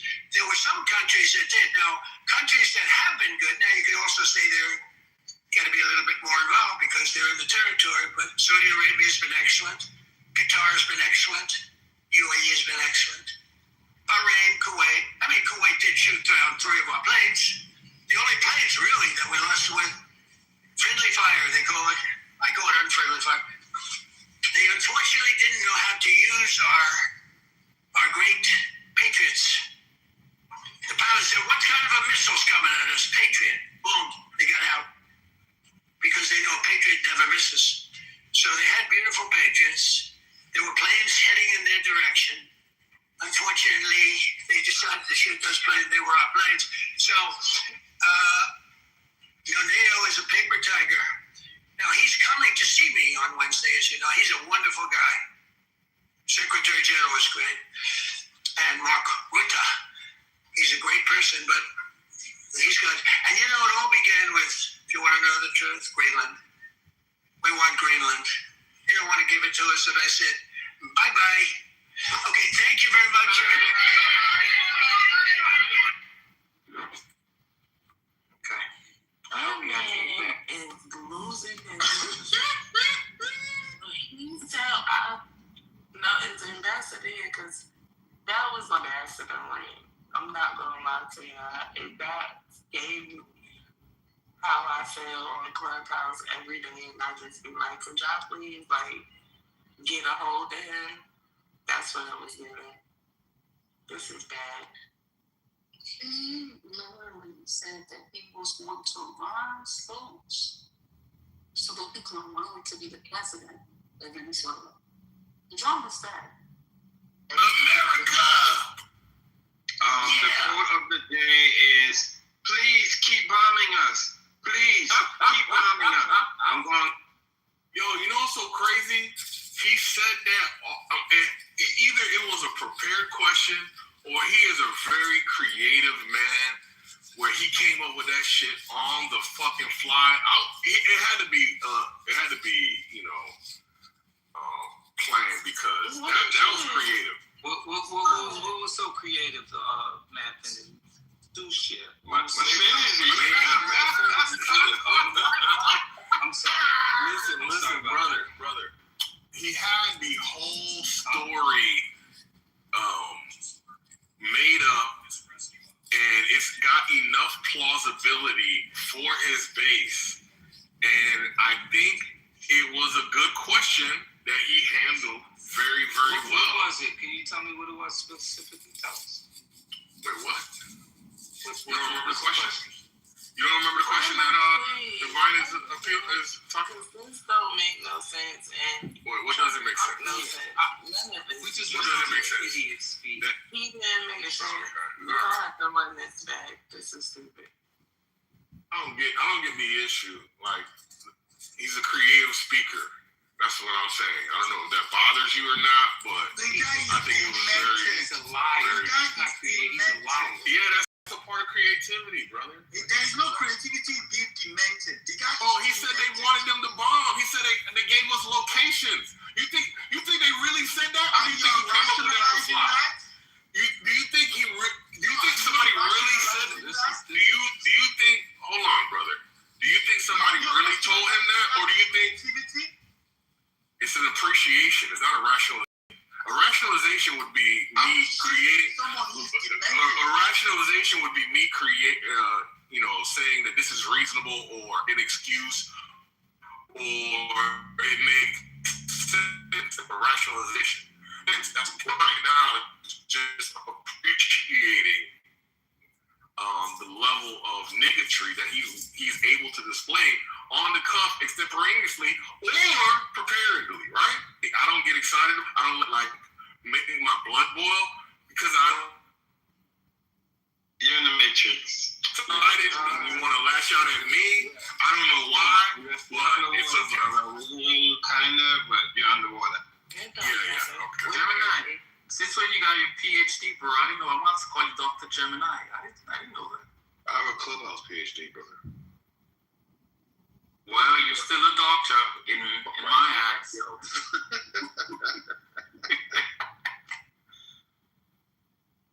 That was so So so now as we got caught up on this one's ideas, what other comments are we going to make about what we just heard? Any others? Any other standouts?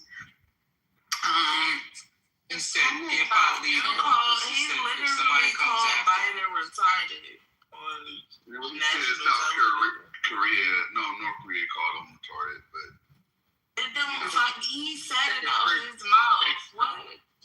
he said, if anybody comes after me, is what he said. He doesn't plan on giving up that spot he's in right now. I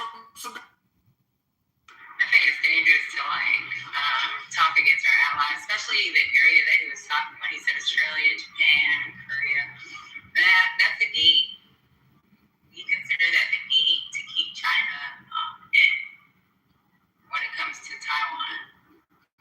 So we do a lot of exercises with those countries, to include countries that we don't even have access agreements with or SOFA agreements with to contain China. So now we're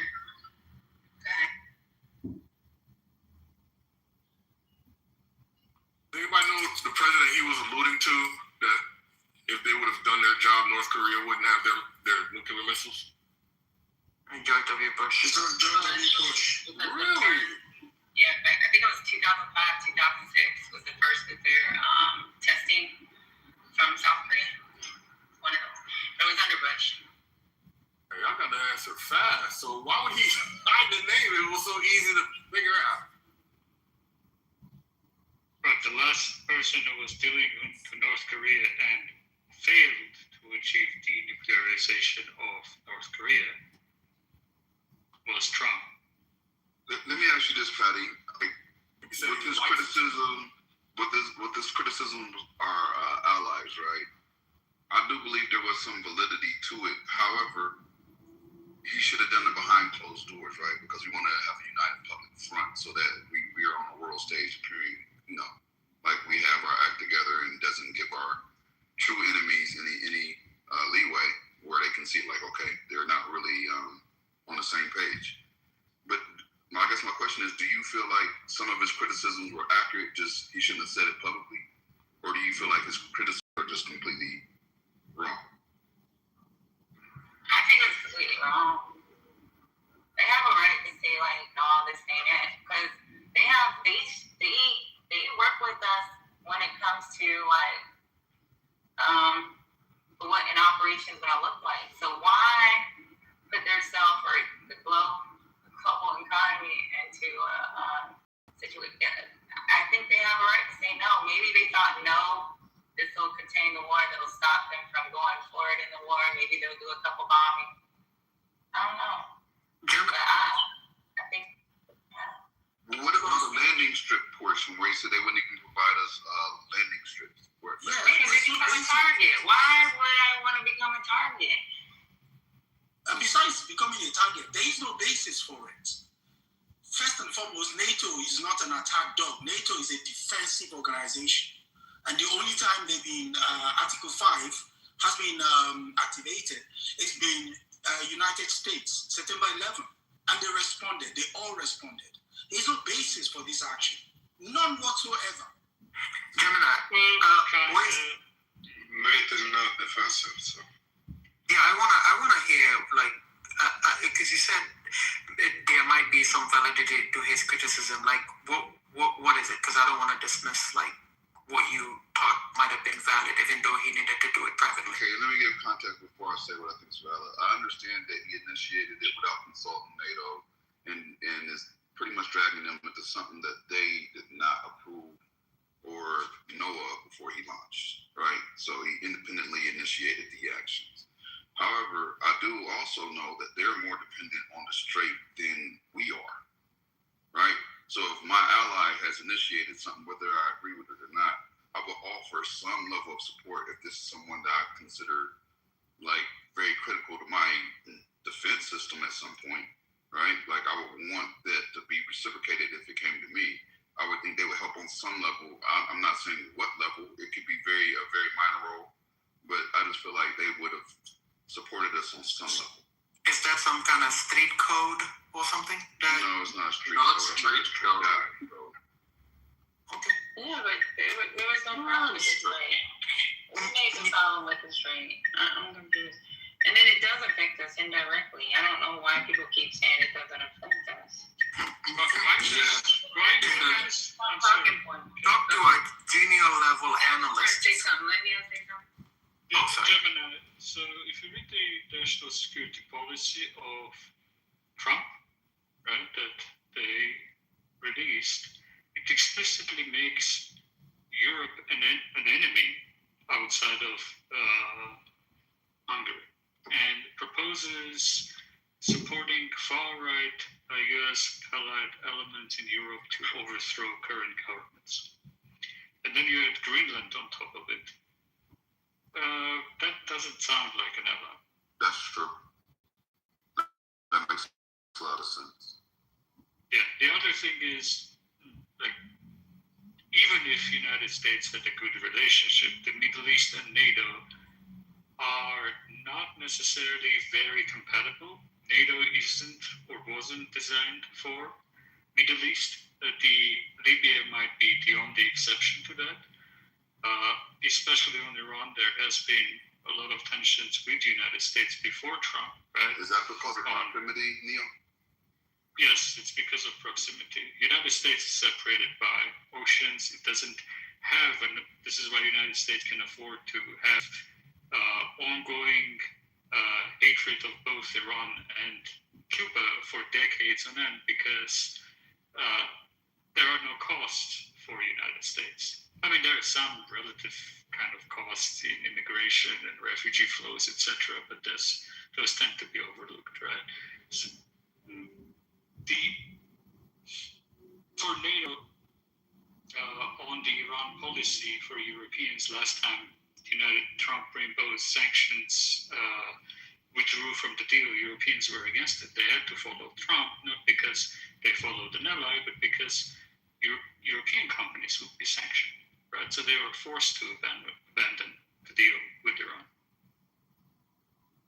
I follow you. Yeah, Europeans was very online and happy about Obama deals.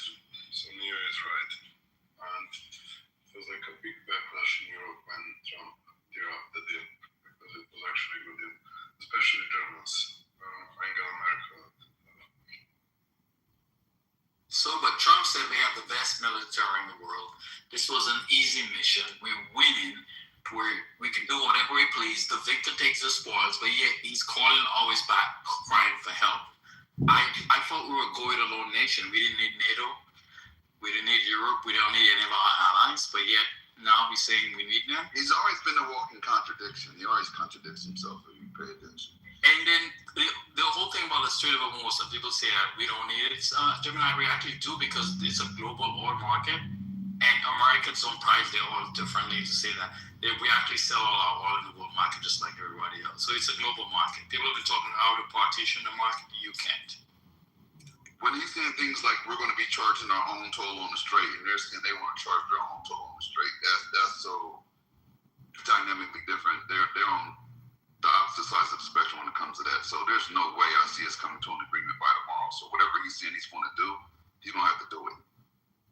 And you don't understand the mines. The mines are in the water. They're not on the surface.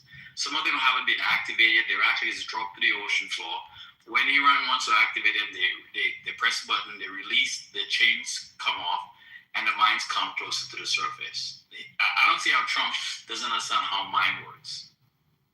Why would you expect him to understand how mind works? The man is a fucking dummy, bro. But somebody should tell him, I'm like, it's embarrassing. I don't think his brain is able to process that information. I'm sorry. He's not. I'll tell you this. Part of the reason why I actually like listening to the crap he spews is because every once in a while he will reveal some information that he's not supposed to. Therefore,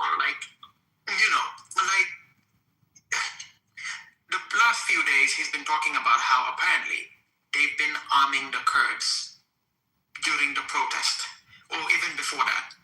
This was supposed to be a covert action that the CIA was doing. No, we the general public shouldn't consume that information and all that.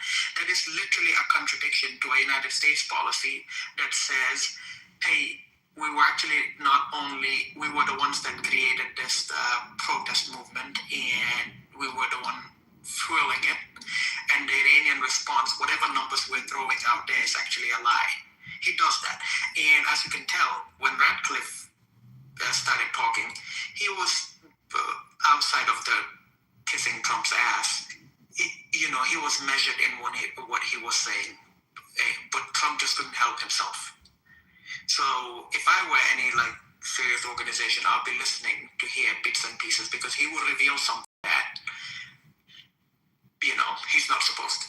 I was thinking the same thing. I don't know if you guys, I'm sure y'all have heard the audio where he's talking about the mission with the pilot and the protocols that the pilots follow, how they're supposed to go to a higher altitude, get as far away from the crash site as possible, and that they were putting out multiple rescue missions in different areas to confuse the ground troops as to where they actually were truly focused on. If I'm them, my takeaway is wider perimeter, right? And I need to go for the higher regions. I need to go for the higher altitudes, because that's the more likely locations that the pilots are taught to go to. I don't understand. The more they brief him, the more he just takes that and briefs the fucking public. It's like nobody told him what to say, what not to say, or he just says whatever the fuck he wants one of us to. But if you listen to him long enough, he'll give up information. But the reports, I will say this, reports were already out though, Gemini, probably about, 24 hours. I read them, but he didn't say much that was out of the reports that was already reported for the most part.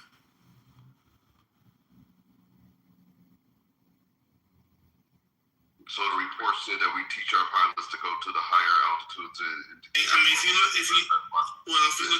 you look, report. Yeah, online, a few of the reports were saying, but what actually happened, he went to higher grounds. No, did they say that's the SOP? No, what I'm saying is the reports were already out there, though. They got trackers on them. Listen, First Lady, the way to I'm not a yo. No, I say First Lady. I'm just saying the reports were everything he said was already out there. I'm just asking a specific question. What did the reports say? They have trackers on them, and the batteries don't run out. They charge the batteries all up. Did they say that? They spoke about the trackers. Yeah, they spoke. I don't know about that in that detail. I don't know about that. I didn't hear that. Well, you use ChatGPT. Come on. No. Now, ML, one thing I will say is, ML, and a lot of reports. GPT there. ML get me back from yesterday. Yeah, I was trolling you, ML. Now I will say this: a lot of they have retired Navy SEAL people. These reports been out there for at least a day or so. Yeah, so these are things I heard yesterday.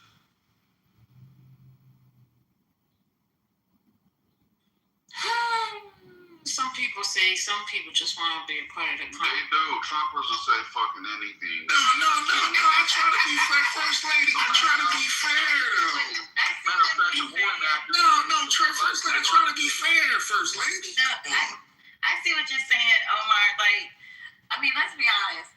They're not going to give him information that they can't afford for it to come out.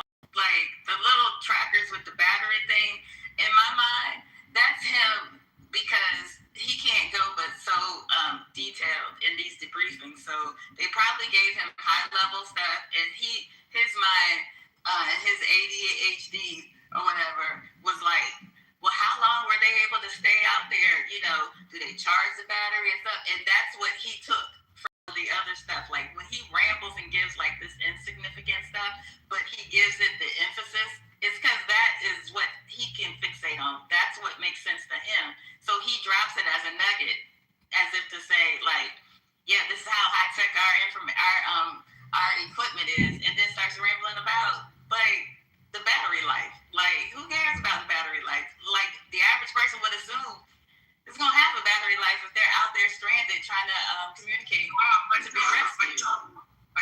There's a lie there, but there's a lie there. It's not the battery life. It's the fact that those guys, you can't turn on your transformer or beacon and leave it on. You turn it on, you let them know where you're at, and you turn it off. Because the enemy could also track that particular beacon if they have advanced communication systems. And so it's not like you leave the beacon on 24/7. You turn it on and off so that people could actually know where you're at, what direction you're headed, and the enemy can't track. Well, what about this one? Did the report say that he sat in there and they had the camera on him for 40 minutes, and then they saw a head move and they were like, yeah, that's him right there. Let's go get him. I mean, like, some of this stuff is just like, are we watching a movie? Yeah, that's what it seemed like a movie. Yeah, I'm putting in the chat. You have high altitude drones that was flying over the area to find the person, and they have advanced cameras who could zoom in, and also aircraft has to do the same thing too. Yeah, I'm not saying that can't happen. I'm just saying, was that in the report? Like, is that information that you should be giving out? I mean, because what if this happens again? You just gave us a whole list of the different things that you actually do to get things or to rescue someone. I feel like, I don't know. You know what they talked about? You know what they said, which actually, well, I was surprised that he said it when they said that the CIA was using decoy methods to lure the enemy away from the actual location where the guy was at. And we don't know they do that. But for them to actually say that is, to me, I thought was idiotic. Because the next guy who crashes, the CIA will go multiple directions. The Iran will go in multiple directions because they really know. Hey, Emil, I got my source. I know I was giving you some of my sources right there, but I got it out of the Japan Times, and that was 24 hours ago when I got this said information. Yeah. To the point about, I put in the chat. Yeah, I put in the chat. Oh my God, giving your sources away. Oh my God. I'm putting y'all on, man. I'm putting y'all on. Who fucking cares? All right, come on. Yeah, you my guy, Spirit. You my guy. You my guy. Trump revealing God bless. information that he's not supposed to. By the way, he's not the only one guilty of that. If you listen to Hegseth himself,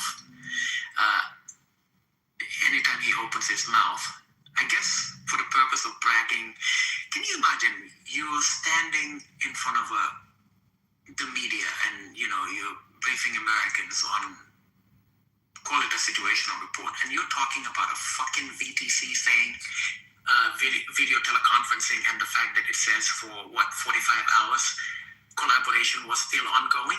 What the fuck? Like as if in the moment of a crisis, what's going on?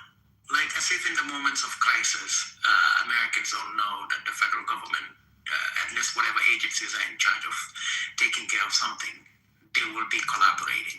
I think, XF suffers from the same thing Cash Patel has, which is, you were this kid who wanted all this cool stuff, and somehow you find yourself someplace that you don't belong.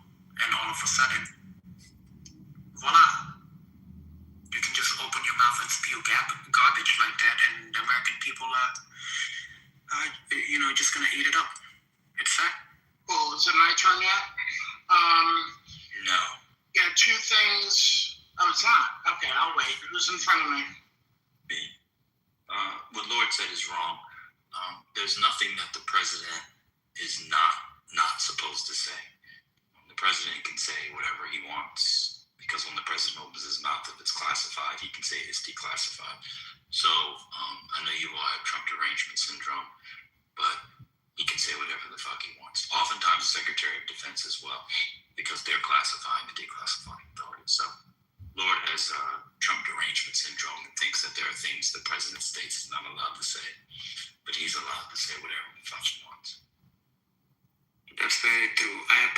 to the stage. Thank you.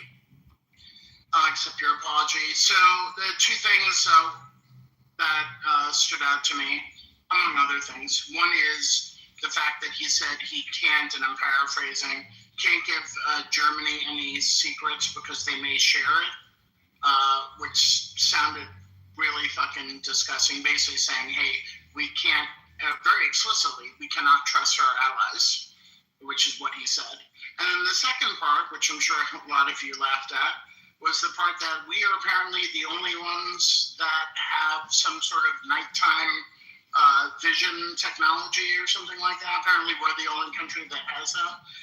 Can somebody in the military confirm if that's true, or maybe somebody that knows anything about anything? No, there are other countries that have it, but we're told that ours is the best. That's what we're told. That's why we own the night. We're told we have the best in the world. But I think the Chinese got pretty good ones too, and I think also Japan has pretty. But I don't know if Japan got theirs from. They got a technology from us, but we do have the technology for nighttime vision. Yeah. Okay, I just bought some on Amazon, so I'll be caught up. Thank you. I mean, the intelligence sharing has been on this strain for a lot of time already over the Caribbean strikes, which are, according to a lot of allies in the Five Eyes, are war crimes. So there's intelligence sharing for that. Now they are discussing pausing intelligence sharing for this one. I mean, why would you share intelligence with the United States when they explicitly said, we don't trust you with our secret?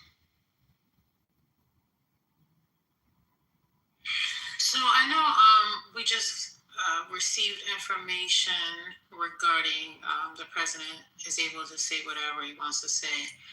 But just one additional question. Are you allowed to just continuously say bullshit? How many times did he say bullshit? He's like, it's absolute bullshit. I was like, oh my God. I didn't know they could do that, but I guess that's the new wrong. This weekend, First Lady, he tweeted the word fucking in the same tweet as Happy Easter, so I don't know. Yeah, all praise to Allah. All praise to Allah. Y'all are fucking crazy. But he tweeted it. He actually said this. And I just want to say, does it still count if he didn't put the G in it? He didn't actually spell it all the way out. So does it really count? He said fucking. Yeah, well, I mean, but does it count though? Wait, what did he leave out? A G? He put EKIN. And it does count because that's just, it actually counts even more because no, he had his fingers crossed behind his back. It did. There you go. Didn't count. Well, he said it like a black man, you know. What does Conky call him? Donald Javarius Trump. So, yeah. The man of an idiot. And the fact that he said they use shoulder-launched heat-seeking missiles. Tell them everything, why don't you? Just tell them everything. But that was in a report, though, Devon. Okay, well, I mean, that's like back in the days when the first attack on the Twin Towers, they were like, yeah, they bombed it at the bottom. The only way for the towers to truly be damaged is you gotta hit it at the top. What do they fucking do? The next time, hit it at the fucking top. Shut the fuck up. They talk too much. Like, we don't need to know everything. Just tell everybody everything. Fuck it. Just end the war. I'm not complaining. You should tell everybody everything. We had some breaking news while he was speaking. Israeli Prime Minister Netanyahu urged Trump in the call on Sunday not to go for a ceasefire at the moment and expressed concern about the risks of such a move, an Israeli official said.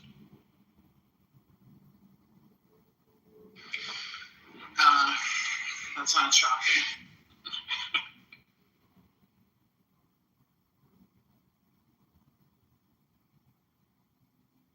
Leo, what's up with your boy Barack Ravid every Sunday talking about there's a deal when he knows damn well there's absolutely no deal? Why is he doing this? It's insider trading on his own news. If you could move markets in the morning with every day with rumors of a deal and then rumors of no deal. I know, right? I have a pragmatic question, pedantic question. If his deadline is at 8 o'clock Eastern Time Tuesday, is that Iranian time or United States time? Was it? I think the assumption is deadline. I need to double check Eastern time. Yeah, I'm hour later time. So that what time in Iran at the day before? Is that Pakistan? Like 8 o'clock tomorrow night is like, I don't know. It's like 3 in the morning. Yeah, 3 in the morning in Iran the day before, right? Middle of the night. Yeah. Well, So it'll be Wednesday for them. it's technically taco time. So it'll be a back out. So when will he? Are you asking when the deadline is, or when he'll back out of it? He'll back out of the deadline before the deadline and get rid of the deadline. So yeah. The appropriate question is when is taco time? I feel I'm repeating it. I'm really sorry. There are no deadlines. The strikes are ongoing. Yep, hitting their version of MIT and a petrochemical place.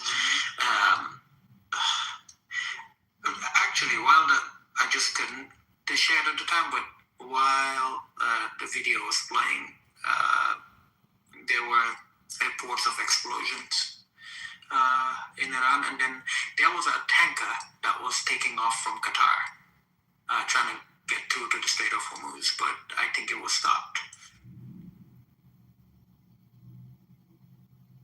ABC News did have an article, we kind of knew this before, that Chinese geospatial,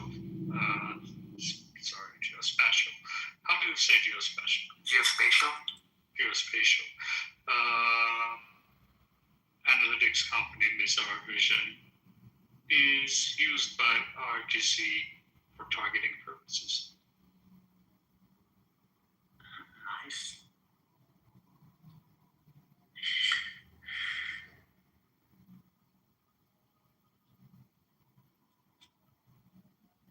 What's the content? You about to bring it right now. Happy Monday. Oh, well, good afternoon first. What's going on? What it is, Shorty? How you feeling? There's nothing short about me, First Lady. Get it right. I know that's right. I know that. They say you a tall one. Everything's long over here. Pause. Long and strong. All right. That's right. Hey, Divine, for your news segment later, can you put in that a baby was born on a flight headed to New York from the Caribbean? We just did it. Thank you. Oh, you did it? Okay, I missed it. No, I said you just did. Okay. Is that a real story, Spiritus, or? That's a real story. Yeah, I'll try to post it. Is the baby a citizen or not? What do we think? Well, that's a great question. I don't know. Let me look at it. I think the woman is from Jamaica, but I don't know if she's American citizen or not. Was it an American plane? Hold on, I'm gonna look. I'm gonna get the link. Define American plane. So if you're on an American plane and you had a baby, then you're an American? No. I have a bunch of questions. I'm just joking. Yeah. So that's a question that courts have not decided yet. But it's hypothetical that sometimes comes up in these conversations. So that's funny. So where was the plane? Does anybody know where the plane was? You want to hear Okay. you want to hear the short news stream of it? Oh yeah, sure. It And to answer the question, the baby is a Jamaican. Way I talk about. It was a Caribbean Airlines. Go ahead. Goes into labor while her flight was about to land at Kennedy Airport. Take a listen to the moment Caribbean Airlines notified air traffic control.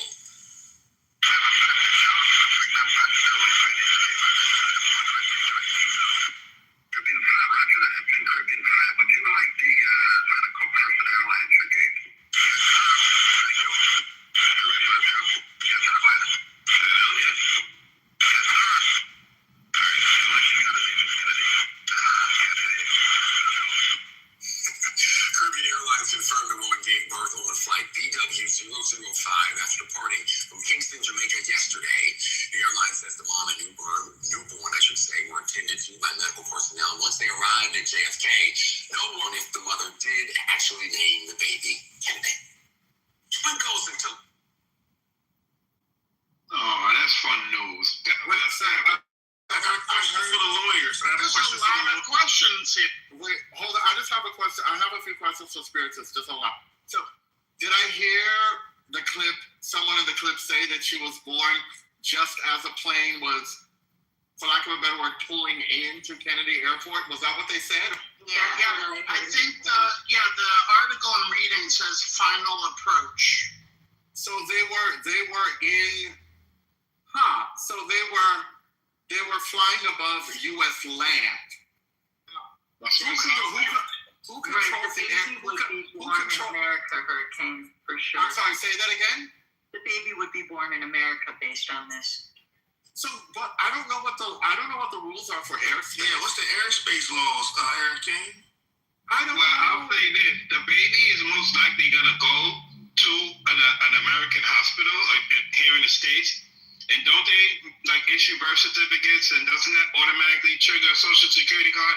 That baby is American. I'm going. Don't you have to go through customs in order to actually, because they can actually put you back to go back to your original country. Was the woman is the woman an American citizen or green card holder? Does anybody know? Undisclosed. Okay. I mean, so like I said, this is a hypothetical that comes up sometimes in these conversations. I don't know what the answer is because airspace and land are not the same. I've never heard a definitive answer, but I'm sure that, if I had to, I could make an argument for the kid being an American citizen. But if I had to, I could also make an argument for the kid not being. Trump is Hurricane. If they're on U.S. airspace, what is it called? The child will be American. And say if they're in international waters and the flight is an American airline, meaning the aircraft in itself was operated by an American company, the child becomes an American citizen. It was Caribbean Airlines. That's the name right there. But Caribbean Airlines is the... Right. Yeah, the child was on U.S. soil. So it also says that whether the baby born on the Caribbean flight is an American citizen depends on if the birth occurred within U.S. territorial airspace, meaning 12 nautical miles of the U.S. coast. If born over U.S. soil, the child is a citizen. If born over international waters, the child likely takes the citizenship of the parents, not the U.S. So, but it sounds as if they were in U.S. territory when the kid was born because they were pretty close to the airport, right? Definitely. Oh, good. Well, yeah. It says there was a similar case in 2011, Philippine Airlines. A child born mid-flight outside U.S. airspace inherited the mother's citizenship rather than the U.S. citizenship. So that was 2011, but it was mid-flight outside U.S. airspace. This was definitely U.S. airspace. All right, so I'll have a couple other quick points. This airline allows pregnant passengers to fly without medical clearance up to the end of their 32nd week, but does not accept passengers after their 35th week. And on top of it, in March of 2020, the National Library of Medicine said that between 1929 and 2018, 74 infants were born on 73 commercial flights. Thank you. Was it international flights, Spiritus? I don't have that detail, sir. It looks about one a year. All right. Well, on to other news. Unless y'all finished or no? No, that was a good aside. That's all. Thank you for That was great. indulging me. No worries. Thank you. We appreciate you, brother. So Kanye West, we can come back to that. But the Supreme Court vacates Steve Bannon contempt of Congress charges. Did y'all hear about that? Yeah. Tell us more, First Lady. Well, it says the Supreme Court on Monday vacated contempt of Congress charges against ex-Trump advisor Steve Bannon, who had refused to honor a subpoena from the committee investigating the January 6, 2021 attack, and later served a 4-month sentence. The court did not explain its decision.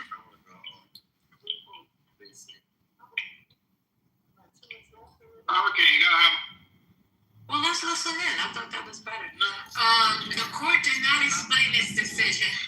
There were no noted dissents. In a brief order, the court noted that Trump Justice Department has moved to drop the indictment against Bannon and return the case to a lower court for dismissal. Bannon, who served as President Donald Trump's chief White House strategist during Trump's first term, served a 4-month prison term after being found guilty on contempt charges following a July 2022 trial. A jury found Bannon guilty on 2 accounts of contempt of Congress for defying a subpoena to testify about January 6 before the House Select Committee that investigated the attack. In addition to serving prison time, Bannon paid a fine of $6,500. This is a developing story and will continue at a later date. Thank you. So yeah, they dropped the charges on that. So maybe they'll do this and then they'll come with their birthright citizen facts soon. Well, you know, if I lose my citizenship and you guys don't hear me anymore, you know that I've been deported to the great African country of Nigeria. Okay.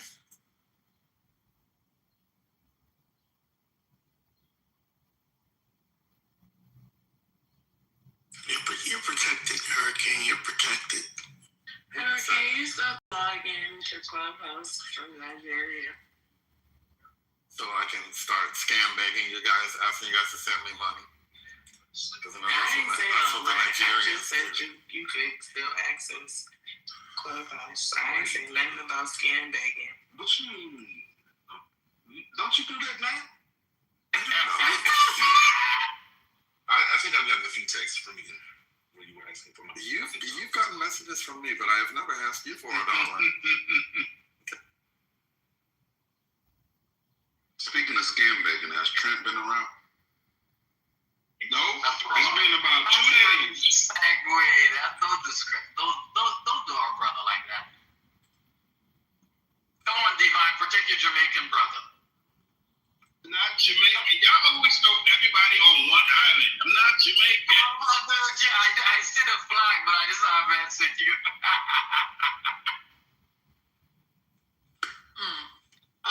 Well, it says Kanye West was booked as a festival headliner. Brands are now pulling their sponsorship. It says here that Pepsi and brewery company Diageo had withdrawn their sponsorship of UK's 2026 Wireless Festival after it was announced that Kanye West would headline the 3-day event. The rapper, who goes by the name Ye, has faced backlash in recent years after making repeated anti-Semitic and offensive remarks. Pepsi was the main sponsor of Wireless, which will be held in London's Finsbury Park from July 10th through the 12th. Pepsi has decided to withdraw its sponsorship of Wireless Festival, a company spokesman told CNN on Monday. So, Diageo, which owns brands such as Guinness, Bailey's, Smirnoff, Ciroc, and wireless partners Captain Morgan, has also withdrawn its support for the festival. Well, there you go. Oh, no. That is a huge festival. I went I've been there twice. But Kanye, he apologized. I guess they don't accept his apology. He has tweeted, that he is learning from his ways. Yeah, he apologized. Yeah. I don't know. This is weird. Maybe they'll find more sponsors because those festivals bring in a lot of tourism, bring in a lot of money for the city of London. I don't know, man. This is strange. I did mention it last night, First Lady. I heard about Pepsi, but not the other sponsors as well. I don't know. Well, why do you find it strange? I don't understand.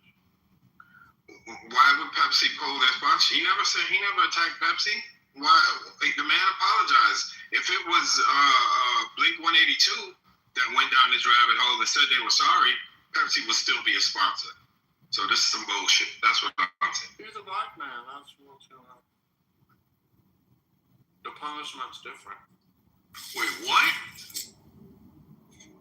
I don't stutter. I mean, I spoke with food in my mouth, but you could hear me. Forgiving of black males. Yeah, it's a fact. You disagree, Concrete? I'm not. Since Concrete isn't a black man, he can answer that. Listen. Don't try to goad me into content, please and thank you. That's not content. It's a question because the way you ask the question is like you think it's unbelievable. I was being facetious. Apologize. I was being the man apologized. Okay, you got it. Yeah, again. I guess what do they want him to do?